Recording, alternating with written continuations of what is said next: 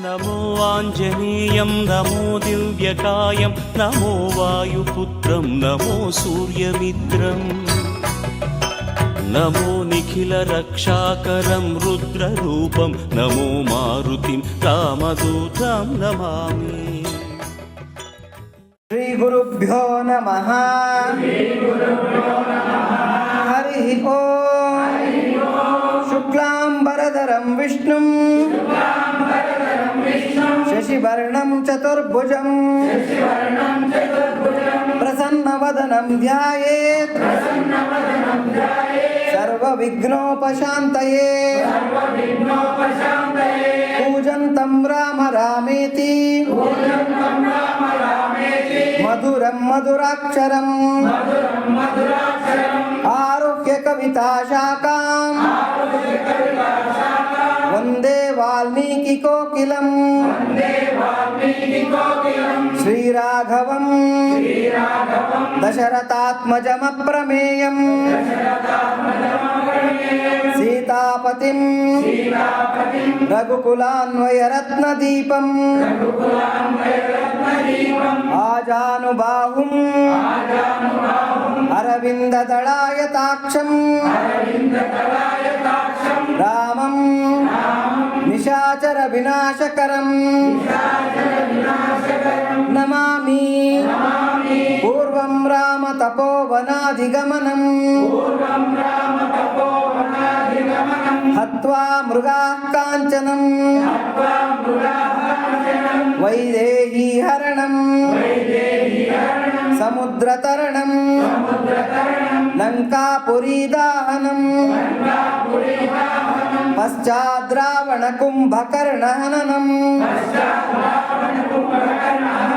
ಏತದ್ಧಿ ರಾಮಾಯಣಂ. ಬುದ್ಧಿರ್ಬಲಂ ಯಶೋಧೈರ್ಯಂ ನಿರ್ಭಯತ್ವಂ ಅರೋಗತಾಂ ಅಜಾಢ್ಯಂ ವಾಕ್ಪಟುತ್ವಂಚ ಹನುಮತ್ ಸ್ಮರಣಾತ್ ಭವೇತ್. ಮನೋಜವಂ ಮಾರುತತುಲ್ಯ ವೇಗಂ ಜಿತೇಂದ್ರಿಯಂ ಬುದ್ಧಿಮತಾಂ ವರಿಷ್ಠಂ ವಾತಾತ್ಮಜಂ ವಾನರಯೂಥ ಮುಖ್ಯಂ ಶ್ರೀರಾಮದೂತಂ ಶಿರಸಾ ನಮಾಮಿ. ರಾಮ ಲಕ್ಷ್ಮಣ ಜಾನಕಿ ಜೈ ಬೋಲೋ ಹನುಮಾನ್ ಕಿ. ಪೂಜ್ಯರಾದ ಭಗವದ್ ಬಂಧುಗಳೇ, ಸಿದ್ಧ ಸಮಾಧಿ ಯೋಗದ ಅಯೋಧ್ಯ ಶ್ರೀರಾಮ ಸತ್ಸಂಗದ ವತಿಯಿಂದ ನಡೆಸ್ಕೊಂಡು ಬರ್ತಾ ಇರತಕ್ಕಂಥ ಈ ಸುಂದರಕಾಂಡ ಪ್ರವಚನದಲ್ಲಿ ಇವತ್ತು 7ನೆಯ ಸಂಚಿಕೆಯನ್ನು ನಾವು ಚರ್ಚೆ ಮಾಡಿಕೊಳ್ಳಲಿದ್ದೀವಿ. ಮೈನಾಕನಿಗೆ ಸಾಗರ ಹೇಳ್ತಾ ಇದ್ದಾನೆ ಏನಂತ ಅಂತಂದರೆ, ನೀನು ಮೇಲೆದ್ದು ಬಾಪ. ಯಾಕೆಂದರೆ ಸಾಗರ ಅಂತಕ್ಕಂಥದ್ದು ಆಗಿರೋದೇ ಇಕ್ಷ್ವಾಕು ವಂಶದಿಂದ. ನನಗೆ ಬಹಳ ಉಪಕಾರ ಮಾಡಿರತಕ್ಕಂಥ ಇಕ್ಷ್ವಾಕು ವಂಶ ಸಾಲದ್ದಕ್ಕೆ ಇಕ್ಷ್ವಾಕು ವಂಶದ ಕುಲತಿಲಕನಾಗಿರ್ತಕ್ಕಂಥ ರಾಮದೂತನಾಗಿ ಹನುಮಂತ ಹಾರ್ಕೊಂಡು ಬರ್ತಾ ಇದ್ದಾನೆ. ಹಾಗಾಗಿ ಆ ಹನುಮಂತನಿಗೆ ನಾವು ಸೇವೆ ಮಾಡಿದ್ರೆ ರಾಮನಿಗೆ ಸೇವೆ ಮಾಡಿದ ಫಲ ನಮಗೆ ಸಿಗತ್ತೆ. ಹೊತ್ತು ಮೀರಬಾರ್ದು. ಹೊತ್ತು ಮೀರುವಷ್ಟರೊಳಗೆ ನೀನು ಎದ್ದು ಬಂದು ಆತನಿಗೆ ಇದು ಮಾಡು, ಏನು ವಿಶ್ರಾಂತಿಗೆ ಏನನ್ನ ವ್ಯವಸ್ಥೆ ಮಾಡು, ಆತಿಥ್ಯವನ್ನು ನೀಡು ಅಂತಕ್ಕಂಥ ಒಂದು ಮಾತುಗಳನ್ನು ಆಡ್ತಾ ಇದ್ದಾರೆ. ಅದಕ್ಕೆ ತಕ್ಕಂತೆ ಏನಾಗುತ್ತೆ, ಆ ಸಾಗರನಿಂದ ಉತ್ತೇಜಿತನಾಗಿರ್ತಕ್ಕಂಥ ಆ ಮೈನಾಕ ಮೇಲೆದ್ದು ಬರ್ತಾನೆ. ಮೇಲೆದ್ದು ಬಂದಾಗ ಹನುಮಂತ ಏನು ಮಾಡ್ತಾನೆ, ಅದನ್ನು ಒಂದು ಅಡ್ಡಿ ಆತಂಕ ಅಂತ ಭಾವಿಸಿದ ಹನುಮಂತ ಮತ್ತು ಆತನ ಆತಿಥ್ಯದ ಒಂದು ಇದನ್ನು ಯಾರ್ದೋ ಮೊಬೈಲ್ ಹೊಡ್ಕೊತ ಇದೆಯಣ, ಆ ಆತಿಥ್ಯದ ಒಂದು ಗೌರವಾರ್ಥವಾಗಿ ಹನುಮಂತ ಏನು ಮಾಡ್ತಾನೆ, ಎದೆಯಿಂದ ಸುಮ್ಮನೆ ಟಚ್ ಮಾಡ್ತಾನೆ, ಮೈನಾಕನ ಶಿಖರಗಳಿಗೆ ಟಚ್ ಮಾಡ್ತಾನೆ, ಆ ಸುವರ್ಣ ಶಿಖರಗಳಿಗೆ. ಆದರೆ ಆ ಹನುಮಂತನ ಶಕ್ತಿ ಎಷ್ಟಿತ್ತು ಅಂತಂದರೆ, ಸುಮ್ಮನೆ ಆ ಸಣ್ಣದಾಗ ಹಂಗೆ ತಾಕಿದ ಒಂದು ತಾಡನಕ್ಕೆ ಆ ಶಿಖರಗಳೆಲ್ಲ ಕೂಡ ನುಚ್ಚು ನೂರಾಗಿ ಕೆಳಗಡೆಗೆ ಬಿದ್ದು ಹೋಗುತ್ತೆ. ತಕ್ಷಣ ಮೈದಾಳಿ ಬಂದು ಹೇಳ್ತಾನೆ, ಅಪ್ಪ ಹನುಮಂತ, ನಿನ್ನ ಈ ದಿವ್ಯವಾಗಿರ್ತಕ್ಕಂಥ ಕಾರ್ಯಕ್ಕೆ ನಾನು ಮೆಚ್ಚುಗೆಯನ್ನು ವ್ಯಕ್ತಪಡಿಸ್ತಾ ಇದ್ದೀನಿ. ನನ್ನ ಮೇಲೆ ವಿಶ್ರಾಂತಿ ತಗೋ.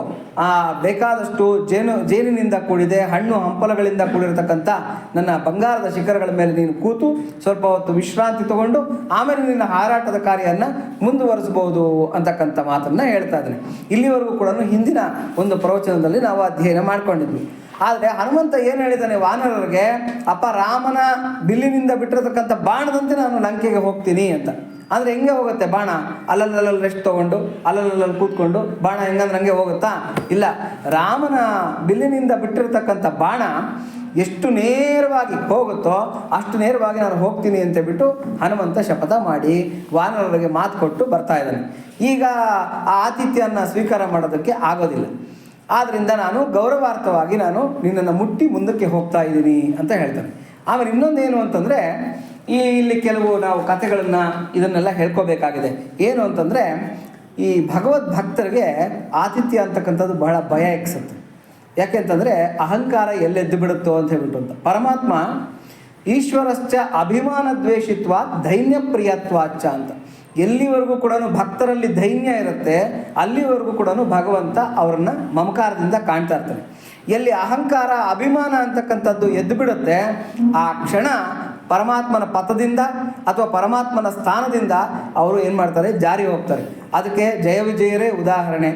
ಗರುಡ, ಸತ್ಯಭಾಮಾದೇವಿ, ಆಮೇಲೆ ಬಲರಾಮ, ಇವರೆಲ್ಲ ಕೂಡ ಉದಾಹರಣೆಗಳು. ಆದರೆ ಗರ್ವಾನೇ ಇಲ್ಲದೆ ಇರತಕ್ಕಂಥವನು, ಯಾವ ಆತಿಥ್ಯಕ್ಕೂ ಕೂಡ ಬಗ್ಗದೇ ಇರತಕ್ಕಂಥವನು ರಾಮ ಭಕ್ತಿ, ಈ ಎರಡು ಬಿಟ್ಟರೆ ಏನೂ ತಿಳಿದೇ ಇರತಕ್ಕಂಥವನು ಅಂದರೆ ಹನುಮಂತ ಒಬ್ಬನೇ. ಹನುಮಂತನ ಒಂದು ಇದನ್ನು ಬಿಟ್ಟರೆ, ಏನು ಕ್ಯಾರೆಕ್ಟರ್ನ ಬಿಟ್ಟರೆ ಇನ್ನೆಲ್ಲರೂ ಕೂಡ ಅಹಂಕಾರಕ್ಕೆ ಒಳಗಾಗಿರ್ತಕ್ಕಂಥವ್ರೆ. ಆ ಭಗವದ್ ಭಕ್ತಿಯಿಂದ ಕ್ಷಣಕಾಲಕ್ಕಾದ್ರೂ ಅವರು ಪತಿತರಾಗಿರ್ತಕ್ಕಂಥವ್ರೆ. ಹಾಗಾಗಿ ಭಗವದ್ ಭಕ್ತರು ಏನು ಮಾಡ್ತಾರೆ ಅಂತಂದರೆ, ಆ ಆತಿಥ್ಯವನ್ನು ಸ್ವೀಕಾರ ಮಾಡೋದಕ್ಕೆ, ನಮಸ್ಕಾರಗಳಿಗೆ ಅರ್ಹ ಆಗೋದಕ್ಕೆ ಬಹಳ ಕಷ್ಟಪಡ್ತಾರವರು. ಅದಕ್ಕೆ ನೋಡಿ ಪುರಂದರದಾಸರು ಏನು ಹೇಳ್ತಾರೆ ಅಂದರೆ, ಅಪಮಾನವಾದರೆ ಒಳಿತು ಅಂತ ಕೀರ್ತನೆಯೇ ಬರೆದು ಬಿಟ್ಟಿದ್ದಾರೆ. ಅಪಮಾನವಾದರೆ ಒಳಿತು. ಭಗವದ್ ಭಕ್ತರಿಗೆ ಯಾವತ್ತೂ ಕೂಡ ಮೇಲಿಂದ ಮೇಲೆ ಅವಮಾನ ಆಗ್ತಾ ಇರಬೇಕಂತೆ, ಮೇಲಿಂದ ಮೇಲೆ ಅಪಮಾನ ಆಗ್ತಾ ಇರಬೇಕಂತೆ. ಅವಾಗೇನಾಗತ್ತೆ, ಅವರ ಅಹಂಕಾರ ಅಂತಕ್ಕಂಥದ್ದು ನುಚ್ಚು ನೂರು ಆಗ್ತಾ ಇರತ್ತೆ. ಇಲ್ಲ ಅಂತಂದರೆ, ನನ್ನಷ್ಟು ಪರಾಕ್ರಮಿ ಇಲ್ಲ, ನನ್ನಷ್ಟು ಭಕ್ತನಿಲ್ಲ, ನನ್ನಷ್ಟು ದಿವ್ಯ ಪುರುಷನಿಲ್ಲ, ಈ ಅಹಂಕಾರ ಬೆಳೆದೋಗ್ಬಿಟ್ರೆ ಬಹಳ ಕಷ್ಟ ಆಗುತ್ತೆ. ಪ್ರಪಂಚದಲ್ಲಿ 3 ಅವಘಡಗಳಿದೆಯಂತೆ. ಅಂದರೆ ಭಗವನ್ ಮಾರ್ಗದಲ್ಲಿ 3 ಅವಘಡಗಳಿದೆಯಂತೆ. ಅದೇನಪ್ಪ ಅಂತಂದರೆ ಲೋಕೇಶಣ, ವಿತ್ತೇಶಣ, ಪುತ್ರೇಶಣ ಅಂತ. ಈ 3ರಷ್ಟು ಡೇಂಜರ್ ಆಗಿರತಕ್ಕಂಥದ್ದು ಪ್ರಪಂಚದಲ್ಲಿ ಯಾವುದೂ ಇಲ್ವಂತೆ. ಈಶಣತ್ರಯ ಅಂತ ಕರೀತಾರೆ. ಮೊದಲನೇದೇನು ಅಂದರೆ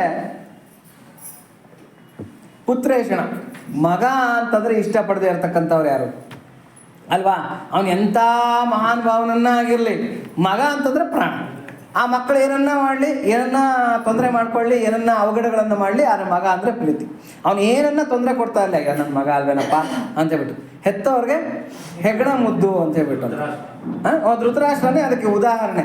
ಧೃತರಾಷ್ಟ್ರನೇ, ಯಾಕೆಂದ್ರೆ ಏನು ಮಾಡಿದ್ರೆ ಅದನ್ನೆಲ್ಲ ಸೈ ಅನ್ಕೊಂಡು ಬಂದ ಯಾರು? ಧೃತರಾಷ್ಟ್ರ. ಹಾಗಾಗಿ ಪುತ್ರೇಷಣ ಅಂತಕ್ಕಂಥದ್ದು ಮೊದಲನೇ ಅಡ್ಡಿ ಅಂತೆ. ಯಾರಿಗೆ ಮಕ್ಕಳ ಮೇಲೆ ಹೆಚ್ಚು ಮಮಕಾರ ನೋಡಿ, ಮಕ್ಕಳನ್ನ ಹೆಂಗೆ ಬೆಳೆಸಬೇಕು ಅಂತಂದರೆ, ರೈತ ನೀರು ಕಟ್ತಾನಂತೆ, ಹೌದಾ? ರಕ್ಷಣೆ ಮಾಡ್ತಾನೆ, ಹೊಲಕ್ಕೆ ಗದ್ದೆಗೆ ರಕ್ಷಣೆ ಮಾಡ್ತಾನೆ, ನೀರು ಕಟ್ತಾನೆ, ಎಲ್ಲ ಮಾಡ್ತಾನೆ. ಆದರೆ ಪೈರ್ ಹತ್ರನೂ ಹೋಗ್ಬಿಟ್ಟು ಹಿಂಗೆ ಗಡ್ಡ ಉರ್ಕೊಂಡು ಕೂತ್ಕೊಳೋದಿಲ್ಲ. ಇದು ಹೆಂಗೆ ಬೆಳೀತಾ ಇದೆ, ಇದೆಷ್ಟು ಮಾತ್ರ ಬೆಳೀತಾ ಇದೆ, ಇದಕ್ಕೆ ಏನು ಇದಾಗ್ತದೆ ಅಂತ ಗೊಬ್ಬರ ಕೊಡ್ತಾನೆ, ನೀರು ಕೊಡ್ತಾನೆ, ರಕ್ಷಣೆ ಮಾಡ್ತಾನೆ, ಅಷ್ಟೇ. ಅದು ಬೆಳಿಬೇಕಾಗಿರ್ತಕ್ಕಂಥದ್ದು ಅದ್ರ ಜವಾಬ್ದಾರಿ. ಅದು ಹೆಂಗೆ ಬೆಳೆದ್ರೂ ಪರವಾಗಿಲ್ಲ. ಆದರೆ ಕುಯ್ಲು ಮಾಡೋವಂಥ ಸಮಯ ಬಂದಾಗ ಏನು ಮಾಡ್ತಾನೆ, ಮಮಕಾರನೇ ಇಲ್ದಿರ ಕುಯ್ಲು ಮಾಡಿ ಬಿಸಾಕ್ತಾನೆ. ತಾನೇ ಬೆಳೆಸಿದ ಪೈರುಗಳು, ತಾನೇ ಗೊಬ್ಬರ ನೀರು ರಕ್ಷಣೆ ಮಾಡಿರ್ತಕ್ಕಂಥ ಪೈರುಗಳು, ಆದರೆ ಕುಯ್ಲು ಮಾಡೋವಂಥ ಸಮಯ ಬಂದಾಗ ಕತ್ತರಿಸಿ ಬಿಸಾಕ್ಬಿಡ್ತಾನೆ. ಅದೇ ಥರನೇ ತಂದೆ ತಾಯಿ ಇರಬೇಕಂತೆ. ಹೇಗೆ ಅಂತಂದರೆ, ಮಕ್ಕಳನ್ನು ಬೆಳೆಸಬೇಕಾಗಿರ್ತಕ್ಕಂಥದ್ದು ನಮ್ಮ ಜವಾಬ್ದಾರಿ, ಮಕ್ಕಳಿಗೆ ಪಾಲನೆ ಪೋಷಣೆ ಮಾಡಬೇಕಾಗಿರ್ತಕ್ಕಂಥದ್ದು ನಮ್ಮ ಜವಾಬ್ದಾರಿ, ಮಾರ್ಗದರ್ಶನ ಮಾಡಬೇಕಾಗಿರ್ತಕ್ಕಂಥದ್ದು ನಮ್ಮ ಜವಾಬ್ದಾರಿ. ಬುದ್ಧಿ ಕರ್ಮಾನುಸಾರಿಣಿ ಅಂತ ಹೇಳ್ಬಿಟ್ಟು ಅಂತ. ಬುದ್ಧಿ ಕರ್ಮಕ್ಕೆ ತಕ್ಕಂತೆ ಅದು ಹೋಗ್ತಾ ಇರುತ್ತೆ. ನಾವು ಅವ್ರನ್ನ ಒಂದು ಏನೋ ಮಾರ್ಗದರ್ಶನ ಮಾಡ್ಬೋದು, ಒಂದು ಕೈ ಮರದ ಥರ ತೋರಿಸ್ಬೋದು, ಅಷ್ಟೇ ಹೊರತಾಗಿ ಅವ್ರು ಕೈ ಹಿಡ್ಕೊಂಡು ಕೊನೆಯವರೆಗೂ ಕೂಡ ಕರ್ಕೊಂಡು ಹೋಗೋದಕ್ಕೆ ಆಗೋದಿಲ್ಲ. ತೆಂಗಿನ ಮರವನ್ನು ಹತ್ತಿಸ್ಬೇಕು ಅಂತ ಅಂದ್ಕೊಂಡ್ರೆ ಎಲ್ಲಿವರೆಗೂ ಹತ್ತಿಸ್ಬೋದು? ನಮ್ಮ ಕೈ ಅಂದೋವರೆಗೂ ಕೂಡ ಹತ್ತಿಸ್ಬೋದು. ನಾವು ಕೊನೆಗೆ ಕಾಯಿ ಮುಟ್ಟೋವರೆಗೂ ಅಂದಿಸ್ತೀನಿ ಅಂತ ಹೇಳೋದಕ್ಕೆ ಆಗೋದಿಲ್ಲ. ತಂದೆ ತಾಯಿ ಎಲ್ಲಿವರೆಗೂ ಎಷ್ಟು ಕರ್ತವ್ಯಗಳನ್ನು ಮಾಡ್ಬೋದೋ ಅಷ್ಟು ಮಾತ್ರ ಮಾಡ್ಬೋದು. ಕೊನೆಯವರೆಗೂ ನಾನು ಮಾಡ್ತೀನಿ ಅಂತಂದರೆ ಅದೊಂಥರ ಮೂರ್ಖತನ ಆಗಿಬಿಡುತ್ತೆ. ಯಾಕೆಂದರೆ ತಂದೆ ತಾಯಿಗಳು ಕೂಡ ಆ ಮಗನ ಜೀವನ ಪರ್ಯಂತವೂ ಕೂಡ ಇವರ ಒಂದು ಆ ಅಸ್ತಿತ್ವನೂ ಇರುತ್ತೆ ಅಂತ ಹೇಳೋದಕ್ಕಾಗೋದಿಲ್ಲ. ಹಾಗಾಗಿ ಏನು ಬುದ್ಧಿ ಕೊಡಬೇಕೋ, ಏನು ಮಾರ್ಗದರ್ಶನ ಕೊಡಬೇಕೋ ಅದನ್ನು ಕೊಟ್ಟು ಬಿಟ್ಬಿಡ್ಬೇಕು. ಒಂದು ವೇಳೆ ಅವರನ್ನು ಕೇಳಲಿಲ್ವಾ, ನಾನು ಅಡ್ಡದಾರಿನೇ ಹಿಡಿತೀನಿ, ನಾನು ಸಮಾಜಕ್ಕೆ ವಿರುದ್ಧವಾಗೇ ಹೋಗ್ತೀನಿ, ನೀನು ಯಾರು ಕೇಳೋದಕ್ಕೆ, ನೀನು ಯಾರು ಮಾಡೋದಕ್ಕೆ ಅಂತಕ್ಕಂಥ ತಿರುಗಿ ಬೀಳ್ತಕ್ಕಂಥ ಒಂದು ನೇಚರ್ ಬಂತ, ರೈತ ಹಿಂಗೆ ಕುಯ್ಲು ಮಾಡಿ ಬಿಸಾಕ್ತಾನೋ ಯಾವುದನ್ನ, ಆ ಬೆಳೆಯನ್ನು ತಾನೇ ಬೆಳೆಸಿರ್ತಕ್ಕಂಥ ಬೆಳೆಯನ್ನು ಹಾಗೆ ಮಮಕಾರ, ಇಲ್ಲಿ ಮಕ್ಕಳನ್ನ ಕುಯ್ಯಿರಿ ಅಂತ ನಾನು ಹೇಳ್ತಾ ಇಲ್ಲ, ಮಮಕಾರನ್ನು ಕತ್ತರಿಸಿ ಪಕ್ಕಕ್ಕೆ ಬಿಸಾಕ್ರಿ, ಹೃದಯದಿಂದ ಕತ್ತರಿಸಿ ಪಕ್ಕಕ್ಕೆ ಬಿಸಾಕ್ಬೇಡ್ರಿ. ಯಾಕೆಂದರೆ ಮಕ್ಕಳ ಮೇಲೆ ಹೆಚ್ಚು ಮಮಕಾರ ಇಟ್ಕೊಳ್ತಕ್ಕಂಥದ್ದು ಕೂಡ ಈ ಕ್ಷಣತ್ರಯದಲ್ಲಿ ಒಂದು. ಹಾಗಾಗಿ ಪುತ್ರೇಷಣ ಅಂತಕ್ಕಂಥದ್ದು ಮೊದಲನೇ ಅಡ್ಡಿ. ಎರಡನೇದೇನು ಅಂದರೆ ವಿತ್ತೇಷಣ.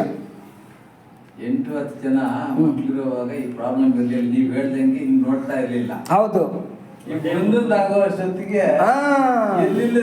ಮಮಕಾರ, ಪ್ರೀತಿ ಏನು, ಆಮೇಲೆ ಅವರು ತಿನ್ನೋದಕ್ಕೂ ಬಿಡೋದಿಲ್ಲ. ನೀನು ಇದನ್ನೇ ತಿನ್ನಬೇಕು, ಹೀಗೆ ತಿನ್ನಬೇಕು, ಅದನ್ನೇ ತಿನ್ನು, ಇದನ್ನೇ ತಿನ್ನು, ಇಂಥದ್ದೇ ಬಟ್ಟೆ ಹಾಕೋ, ನಾನು ತಂದು ಕೊಟ್ಟಿರ್ತಕ್ಕಂಥ ಬಟ್ಟೆನೇ ಹಾಕ್ಕೋಬೇಕು ಅಂತ ಹೇಳ್ಬಿಟ್ಟು ಕೊನೆಯವರೆಗೂ ಏನಾಗುತ್ತೆ, ಎಲ್ಲ ನಾನು ತಂದಿದ್ದೇ ಹಾಕ್ಕೋಬೇಕು, ನಾನು ತಂದಿದ್ದೇ ತಿನ್ನಬೇಕು, ಹಿಂಗೆ ಮಾಡ್ಕೊಂಬರ್ತಾರೆ. ಕಡೆಗೆ ಅವಳಿಗೋ ತಾಳಿ ಕಟ್ಟಿ ಕರ್ಕೊಂಬರ್ತಾನೆ ಮನೆಗೆ. ಆವಾಗ ಇವನು ತಂದಿರೋ ಹುಡುಗಿನ ಮಾಡ್ಕೊಂಡ ಇಲ್ಲ. ಅದೇನು ಗೊತ್ತಾಗುತ್ತೆ ಅಂತಂದರೆ ಯಾವುದನ್ನು ಕೂಡ ನಾವು ಹಿಡಿದಿಟ್ಕೊಳೋದಕ್ಕಾಗೋದಿಲ್ಲ. ಗಾಳಿನ ಯಾರಾದರೂ ಇವಾಗ ಹರಿದಾಡ್ತಾ ಇರ್ತಕ್ಕಂಥ ಗಾಳಿನ ಯಾರಾದರೂ ಮುಷ್ಟಿನಲ್ಲಿ ಹಿಂಗೆ ಹಿಡಿದಿಡೋಕ್ಕಾಗತ್ತಾ? ಸಾಧ್ಯನಾ? ಅದೆಲ್ಲ ಆಗೋದಿಲ್ಲ. ಹಾಗೇನೆ ಮಕ್ಕಳು ಅಂತಕ್ಕಂಥದ್ದು ಹರಿದಾಡ್ತಕ್ಕಂಥ ಗಾಳಿ ಇದ್ದಂಗೆ, ಅದನ್ನು ನಾವು ಮುಷ್ಟಿನಲ್ಲಿ ಹಿಡಿದಿಡೋದಕ್ಕೆ ಆಗೋದಿಲ್ಲ. ಎಲ್ಲಿವರೆಗೂ ನಾವು ಅದನ್ನು ಮಾಡ್ಬೋದು ಅಲ್ಲಿವರೆಗೂ ಮಾಡಬೇಕಷ್ಟೆ. ಅತಿಯಾಗಿ ಮಾಡೋದಕ್ಕೆ ಹೋದರೆ ಮಂಡೆ ಬಿಸಿ ಆಗಿಬಿಡುತ್ತೆ, ಜೀವನ ಕೆಟ್ಟು ಬಿಡುತ್ತೆ. ಕೆಲವರು ಮಮಕಾರ ಜಾಸ್ತಿ ಉಳಿಸ್ಕೊಂಡ್ಬಿಟ್ಟು ಮಗ ಫಾರಿನ್ ಕೊಟ್ಟದ ಅಂತನೋ ಅಥವಾ ಲವ್ ಮ್ಯಾರೇಜ್ ಮಾಡ್ಕೊಂಡ್ಬಿಟ್ಟ ಅನ್ಕೊಂತಾನೋ ಜೀವನ ಪರ್ಯಂತ ಕೊರಗಿ ತಮ್ಮ ಜೀವನಗಳನ್ನ ಸಾಕು ಮಾಡ್ಕೊಂಡವ್ರು ಇದ್ದಾರೆ. ಅಂದರೆ ತಮ್ಮ ಜೀವನಗಳನ್ನೇ ಅನ್ಯಾಯ ಮಾಡ್ಕೊಂಡವ್ರು ಇದ್ದಾರೆ. ಹಾಗಾಗಿ ಹೆಚ್ಚು ಮಮಕಾರ ಬೇಡ. ಇದು ಪುತ್ರೇಷಣ ಅಂತ ಹೇಳ್ಬಿಟ್ಟು ಅಂತ. ಇನ್ನೊಂದು ಅದೇ ಥರದ್ದು ವಿತ್ತೇಷಣ ಅಂತ. ಕೆಲವ್ರಿಗೆ ಹೆಂಗಂದ್ರೆ ದುಡ್ಡೇ ಪರಬ್ರಹ್ಮ, ದುಡ್ಡೇ ಸರ್ವಸ್ವ, ದುಡ್ಡಿದ್ರೆ ಸಾಕು ಅಂತ ಹೇಳ್ಬಿಟ್ಟು ಅಂತ. ಪ್ರತಿಯೊಂದರಲ್ಲೂ ಕೂಡ ದುಡ್ಡನ್ನು ನೋಡೋದು. ಒಂದು ಅವ್ರ ಮನೆಯಲ್ಲಿ ಏನೋ ತೆಂಗಿನಕಾಯ್ದು ನಾರು ಕಿತ್ತು ಬಿಸಾಕಿದ್ರೆ ಅದನ್ನು ಕೂಡ ಎನ್ಕ್ಯಾಶ್ ಮಾಡ್ಕೋಬೇಕು, ದುಡ್ಡು ಮಾಡ್ಕೋಬೇಕು. ಕಸ ಹೆಂಡತಿ ಗೂಡಿಸ್ಬಿಟ್ಟು ಆಚೆ ಬಿಸಾಕ್ತದಲ್ಲ ತಿಪ್ಪೆಗೆ, ಬಿಸಾಕ್ಬಿಡ ಅದರಲ್ಲೇನೋ ದುಡ್ಡು ಮಾಡ್ಬೋದೇನೋ ನೋಡೋಣ ಅಂತ ಹೇಳ್ಬಿಟ್ಟು ಅಂತ. ಅಷ್ಟೊಂದು ದುಡ್ಡಿನ ವ್ಯಾಮೋಹ ಇರುತ್ತೆ. ಅಂತ ಅವ್ರಿಗೆ ಕಡೆಗೆ ಏನಾಗುತ್ತೆ ಅಂತಂದರೆ ಅವರು ಭಿಕಾರಿ ಜೀವನನ ನಡೆಸೇ ಹೋಗ್ತಾರೆ. ತಾನೂ ತಿನ್ನಲ್ಲ, ಬೇರೆಯವ್ರಿಗೂ ಇಡೋದಿಲ್ಲ, ಭಿಕಾರಿ ಜೀವನ ನಡೆಸಿ ಹೋಗ್ತಾರೆ. ಹಾಗಾಗಿ ದುಡ್ಡು ನೋಡಿ 3 ದಾರಿಗಳಿದೆಯಂತೆ ದುಡ್ಡಿಗೆ. ಒಂದೇನು ಅಂದರೆ ಭೋಗಂ, ದಾನಂ, ನಾಶಂಚ ಅಂತ ಹೇಳ್ಬಿಟ್ಟಂತ. ಇಲ್ಲ ತಾನು ಉಪಯೋಗಿಸ್ಕೋಬೇಕಂತೆ, ಇಲ್ಲ ಬೇರೆಯವ್ರಿಗೆ ಕೈ ಎತ್ತಿ ಕೊಡಬೇಕಂತೆ. ಎರಡೂ ಮಾಡಲಿಲ್ಲ ಅಂದರೆ ಅದು ನಾಶ ಆಗುತ್ತೆ. ಅಂದರೆ ದೊಡ್ಡ ಕೃಪಣ ಇದಾನಲ್ಲ, ಕೃಪಣ ಅಂದರೆ ಜಿಪುಣ ಅಂತ. ಅವನೇನು ಅಂದರೆ ಮಹಾದಾನಿ ಅಂತ. ಕರ್ಣ ಮಹಾದಾನಿ ಅಲ್ವಂತೆ, ಶಿಬಿ ಚಕ್ರವರ್ತಿನೂ ಮಹಾದಾನಿ ಅಲ್ವಂತೆ, ಆಮೇಲೆ ಬಲಿಚಕ್ರವರ್ತಿನೂ ಮಹಾದಾನಿ ಅಲ್ವಂತೆ. ಯಾಕೆಂದರೆ ಅವರೇನೋ ಪಾಪ ಇಷ್ಟು ಅಷ್ಟು ಕೊಟ್ರಂತೆ. ಆದರೆ ಮಹಾದಾನಿ ಯಾರು ಅಂದರೆ ಕೃಪಣನಂತೆ. ತಾನು ತಿಂದಿರ ಗಂಜಿ ಕುಡ್ಕೊಂಡು, ಸೊಪ್ಪು ತಿನ್ಕೊಂಡು, ಹರ್ಕಲ್ ಬಟ್ಟೆ ಹಾಕ್ಕೊಂಡು, ಕೋಟಿಗಳು ಕೊಳಿತಾ ಇರುತ್ತೆ, ಹರ್ಕಲ್ ಬಟ್ಟೆ ಹಾಕ್ಕೊಂಡು ಭಿಕ್ಷುಕ, ಲಕ್ಷಾಂತರ ರೂಪಾಯಿ ಕೊಟ್ಟಿಟ್ಟಿದ್ನಂತ. ಅವನು ಭಿಕ್ಷುಕನಾಗೆ ಇದ್ದ, ಭಿಕ್ಷುಕನಾಗೆ ಸತ್ತ. ಹಾಗಾಗಿ ನಾವು ಅದನ್ನು ಯೋಚನೆ ಮಾಡ್ಕೋಬೇಕು. ಆಮೇಲೆ ಹೆಂಡತಿನೂ ಅಷ್ಟೇನಂತೆ. ಹೆಂಡತಿ ವಿಚಾರದಲ್ಲೂ ಹಾಗೆ ಹೇಳ್ತಾರೆ. ಹೆಂಗೆ ಅಂತಂದರೆ ಮದುವೆ ಆದಾಗ ಹಿಂದಿನ ಕಾಲದಲ್ಲಿ ಹೇಳೋರಂತೆ ಹಿರಿಯರು, ಈಗ ಯಾರು ಹೇಳ್ತಾ ಇದ್ದಾರೋ ಬಿಡ್ತಾ ಇದ್ದಾರೋ ಗೊತ್ತಿಲ್ಲ. ಅಮ್ಮ, ಗಂಡನನ್ನು ಮಹಾರಾಜನನ್ನಾಗಿ ಚಕ್ರವರ್ತಿಯನ್ನಾಗಿ ನೋಡಿಕೊಂಡು ಚಕ್ರವರ್ತಿ ಪತ್ನಿ ಯಾರು, ಚಕ್ರವರ್ತಿ ಪತ್ನಿ ಯಾರು, ರಾಣಿ ಮಹಾರಾಣಿ ಥರ ನೀನು ಇಡ್ತೀಯಾ, ಅಥವಾ ಗಂಡನ ಗುಲಾಮನನ್ನಾಗಿ ಮಾಡಿಕೊಂಡು ಗುಲಾಮನ ಪತ್ನಿ ಥರ ಇರ್ತೀಯಾ ಅಂತ ಹೇಳ್ಬಿಟ್ಟು ನೀನೇ ಯೋಚನೆ ಮಾಡ್ಕೋ ಅಂತ ಮದುವೆ ಆದ ಹೊಸದ್ರಲ್ಲಿ ಹಿರಿಯರು ಹೇಳೋರಂತೆ. ಅಂದರೆ ಅದ್ರ ಅರ್ಥ ಏನು ಅಂದರೆ ನೀನು ರಾಜನ ಥರ ನಿನ್ನ ಗಂಡನ ನೋಡಿಕೊಂಡ್ರೆ ನೀನು ರಾಣಿ ಥರ ಇರ್ತೀಯ, ಅಂದರೆ ರಾಜನ ಪತ್ನಿ ಅಂತ ಅನ್ನಿಸ್ಕೊತೀಯ. ಅದರಲ್ಲ ಏನೇ ಬನ್ನಿ ಇಲ್ಲಿ ಎತ್ತರಿ ಅದನ್ನು, ಇಲ್ಲೆಲ್ಲಿ ಹೋಗಿದ್ರಿ, ಅಲ್ಲೆಲ್ಲಿ ಹೋಗಿದ್ರಿ, ನಾನೇ ಪಿಳ್ಳಾಮ್ ಚೆಪ್ತೆ ವಿನಾಲಿ ಅಂತ ಹೇಳ್ಬಿಟ್ಟು ಅಂತ. ಹೆಂಡತಿ ಹೇಳ್ದಂಗೆ ಕೇಳಬೇಕು. ನಾನೇ ರಿಂಗ್ ಮಾಸ್ಟ್ರು, ಸಿಂಹಗಳನ್ನು ಆಡಿಸ್ತಾ ಇರ್ತಾರೆ ನೋಡಿದ್ರ ಸರ್ಕಸ್ನಲ್ಲಿ, ಸಿಂಹಗಳನ್ನು ಆಡಿಸ್ತಾ ಇರ್ತಾರೆ. ಆ ಥರ ನಾನೇ ನಿಂಗೆ ರಿಂಗ್ ಮಾಸ್ಟ್ರು, ನಾನು ಹೇಳ್ದಂಗೆ ಕೇಳಬೇಕು. ಎದ್ದೇಳು ಅಂದರೆ ಎದ್ದೇಳಬೇಕು, ಕೂತ್ಕೊ ಅಂದರೆ ಕೂತ್ಕೋಬೇಕು. ಆವಾಗ ಗಂಡ ಏನಾಗ್ತಾನೆ, ಗುಲಾಮ ಆಗ್ತಾನೆ. ಗುಲಾಮನ ಪತ್ನಿ ಏನಾಗ್ತಾಳೆ, ಗುಲಾಮಿ ಆಗ್ತಾಳೆ. ಗುಲಾಮನ ಹೆಂಡತಿ ಆಗ್ತಾಳೆ. ಹಂಗಾಗಿ ನೀನು ಗುಲಾಮನ ಹೆಂಡತಿ ಆಗಿರ್ತೀಯ, ಚಕ್ರವರ್ತಿ ಹೆಂಡತಿ ಆಗಿರ್ತೀಯ, ನೀನೇ ಯೋಚನೆ ಮಾಡ್ಕೊ ಅಂತ ಹಿರಿಯರು ಆಶೀರ್ವಾದ ಮಾಡ್ತಾ ಇದ್ರಂತೆ. ಹಾಗಾಗಿ ದುಡ್ಡಿದ್ದವನೆಲ್ಲ ಭಾಗ್ಯವಂತ ಅಂತ ಹೇಳೋದಕ್ಕಾಗೋದಿಲ್ಲ. ಅದೇ ಥರನೇ ನಾವು ಸಂಸಾರದಲ್ಲೂ ಕೂಡ ಸ್ವಲ್ಪ ವಿವೇಚನೆ ಅಂತಕ್ಕಂಥದ್ದನ್ನು ಇಟ್ಕೋಬೇಕು. ಆವಾಗ ಏನಾಗುತ್ತೆ, ಆ ಒಂದು ಸಂಸಾರ ಸುಖಮಯವಾಗಿರುತ್ತೆ. ಇದು 2ನೇ ಅಡ್ಡಿ. 3ನೇ ಅಡ್ಡಿ ಭಯಂಕರನಂತೆ. ಇದು ಸನ್ಯಾಸಿಗಳನ್ನೂ ಬಿಟ್ಟಿಲ್ಲ, ಸಾಧುಗಳನ್ನೂ ಬಿಟ್ಟಿಲ್ಲ, ಯೋಗಿಗಳನ್ನೂ ಬಿಟ್ಟಿಲ್ಲ, ಬ್ರಹ್ಮಚಾರಿಗಳನ್ನೂ ಬಿಟ್ಟಿಲ್ಲ, ಸಂಸಾರಿಗಳನ್ನೂ ಬಿಟ್ಟಿಲ್ಲ, ದೇವಾನುದೇವತೆಗಳನ್ನು ಕೂಡ ಬಿಟ್ಟಿಲ್ಲ. ಅದು ಯಾವುದಪ್ಪ ಅಂತಂದರೆ ಲೋಕೇಶಣ ಅಂತ ಹೇಳ್ಬಿಟ್ಟು. ಅದೇನು ಅಂದರೆ ಜೋಬುಲೋ ಬೊಮ್ಮ ಜೇ ಜೇಲ ಬೊಮ್ಮ ಜೇಬುಲೋ ಬೊಮ್ಮ మొక్కిన మొక్కులు సల్లంగుండి వెనక్కి తిరక్క గెలుస్తూ ఉంటే చేసిన తప్పులు చిత్తయిపోవగా చేతులెత్తి ಪ್ರಾರ್ಥಿಂಚೆದನಮ್ಮ ಜೇಬುಲೋ ಬೊಮ್ಮ. ಇದರಷ್ಟು ಡೇಂಜರು ಪ್ರಪಂಚದಲ್ಲಿ ಯಾವುದೂ ಇಲ್ವಂತೆ. ಅದೇನು ಅಂದರೆ ಜೈಕಾರಗಳು. ಈ ಕಡೆ ಆ ಕಡೆ ಒಂದಿಮಾಗಾದ್ರು ಅಂತ ಕರೀತಾರೆ. ಏನೋ ಭಟ್ರಾಜಗಳು ಒಂದಿಮಾಗಾದ್ರು ಅಂತ ಕರೀತಾರೆ. ಇವರೇನು ಅಂತಂದರೆ ಇನ್ನು ಕೆಲವರು ಇರ್ತಾರೆ, ಅವರೇನು ಅಂದರೆ ಮುಖಸ್ತುತಿ ಮಾಡೋದು, ಏನು ಅವ್ರ ಕೆಲಸ ಏನೋ ಆಗಬೇಕಾಗಿರುತ್ತೆ. ನೀನೇ ಇಂದ್ರ ಚಂದ್ರ ದೇವೇಂದ್ರ ಅಂತ ಹೊಗಳ್ತಕ್ಕಂಥದ್ದು. ಆಮೇಲೆ ನಾವು ಹೊಗಳ್ಸ್ಕೊಳ್ತಕ್ಕಂಥ ಒಂದು ರೂಢಿ ಮಾಡ್ಕೊತಕ್ಕಂಥದ್ದು. ಅಯ್ಯೋ ಅವ್ರೇನು ಅನ್ಕೊಂಡ್ಬಿಡ್ತಾರೋ, ಅಯ್ಯೋ ಇವ್ರೇನು ಅನ್ಕೊಂಡ್ಬಿಡ್ತಾರೋ ಅಂತ ಬೇರೆಯವ್ರಿಗೋಸ್ಕರ ನಾವು ಬದುಕೋಕೆ ಹೋದರೆ ನಮ್ಮ ಸಂಸಾರ, ನಮ್ಮ ಜೀವನ ಹಾಳಾಗಿಬಿಡುತ್ತೆ, ನಮ್ಮ ಸಾಧನೆ ಅಂತಕ್ಕಂಥದ್ದು ನಾಶ ಆಗಿಬಿಡುತ್ತೆ. ಹಾಗಾಗಿ ನಾವು ನಮಗಾಗಿ ಬದುಕಬೇಕೇ ಹೊರತಾಗಿ ಬೇರೆಯವ್ರಿಗೆ, ಇದು ಲೋಕೇಶಣ ಅಂತ ಹೇಳ್ಬಿಟ್ಟಂತ. ಅಂದರೆ ಹೊಗಳಿಕೆಗೆ ಯಾವತ್ತೂ ಕೂಡ ಭಕ್ತ ಒಳಗಾಗಬಾರ್ದು ಅಂತ ಹೇಳ್ಬಿಟ್ಟಂತ. ಆಮೇಲೆ ನೋಡಿ,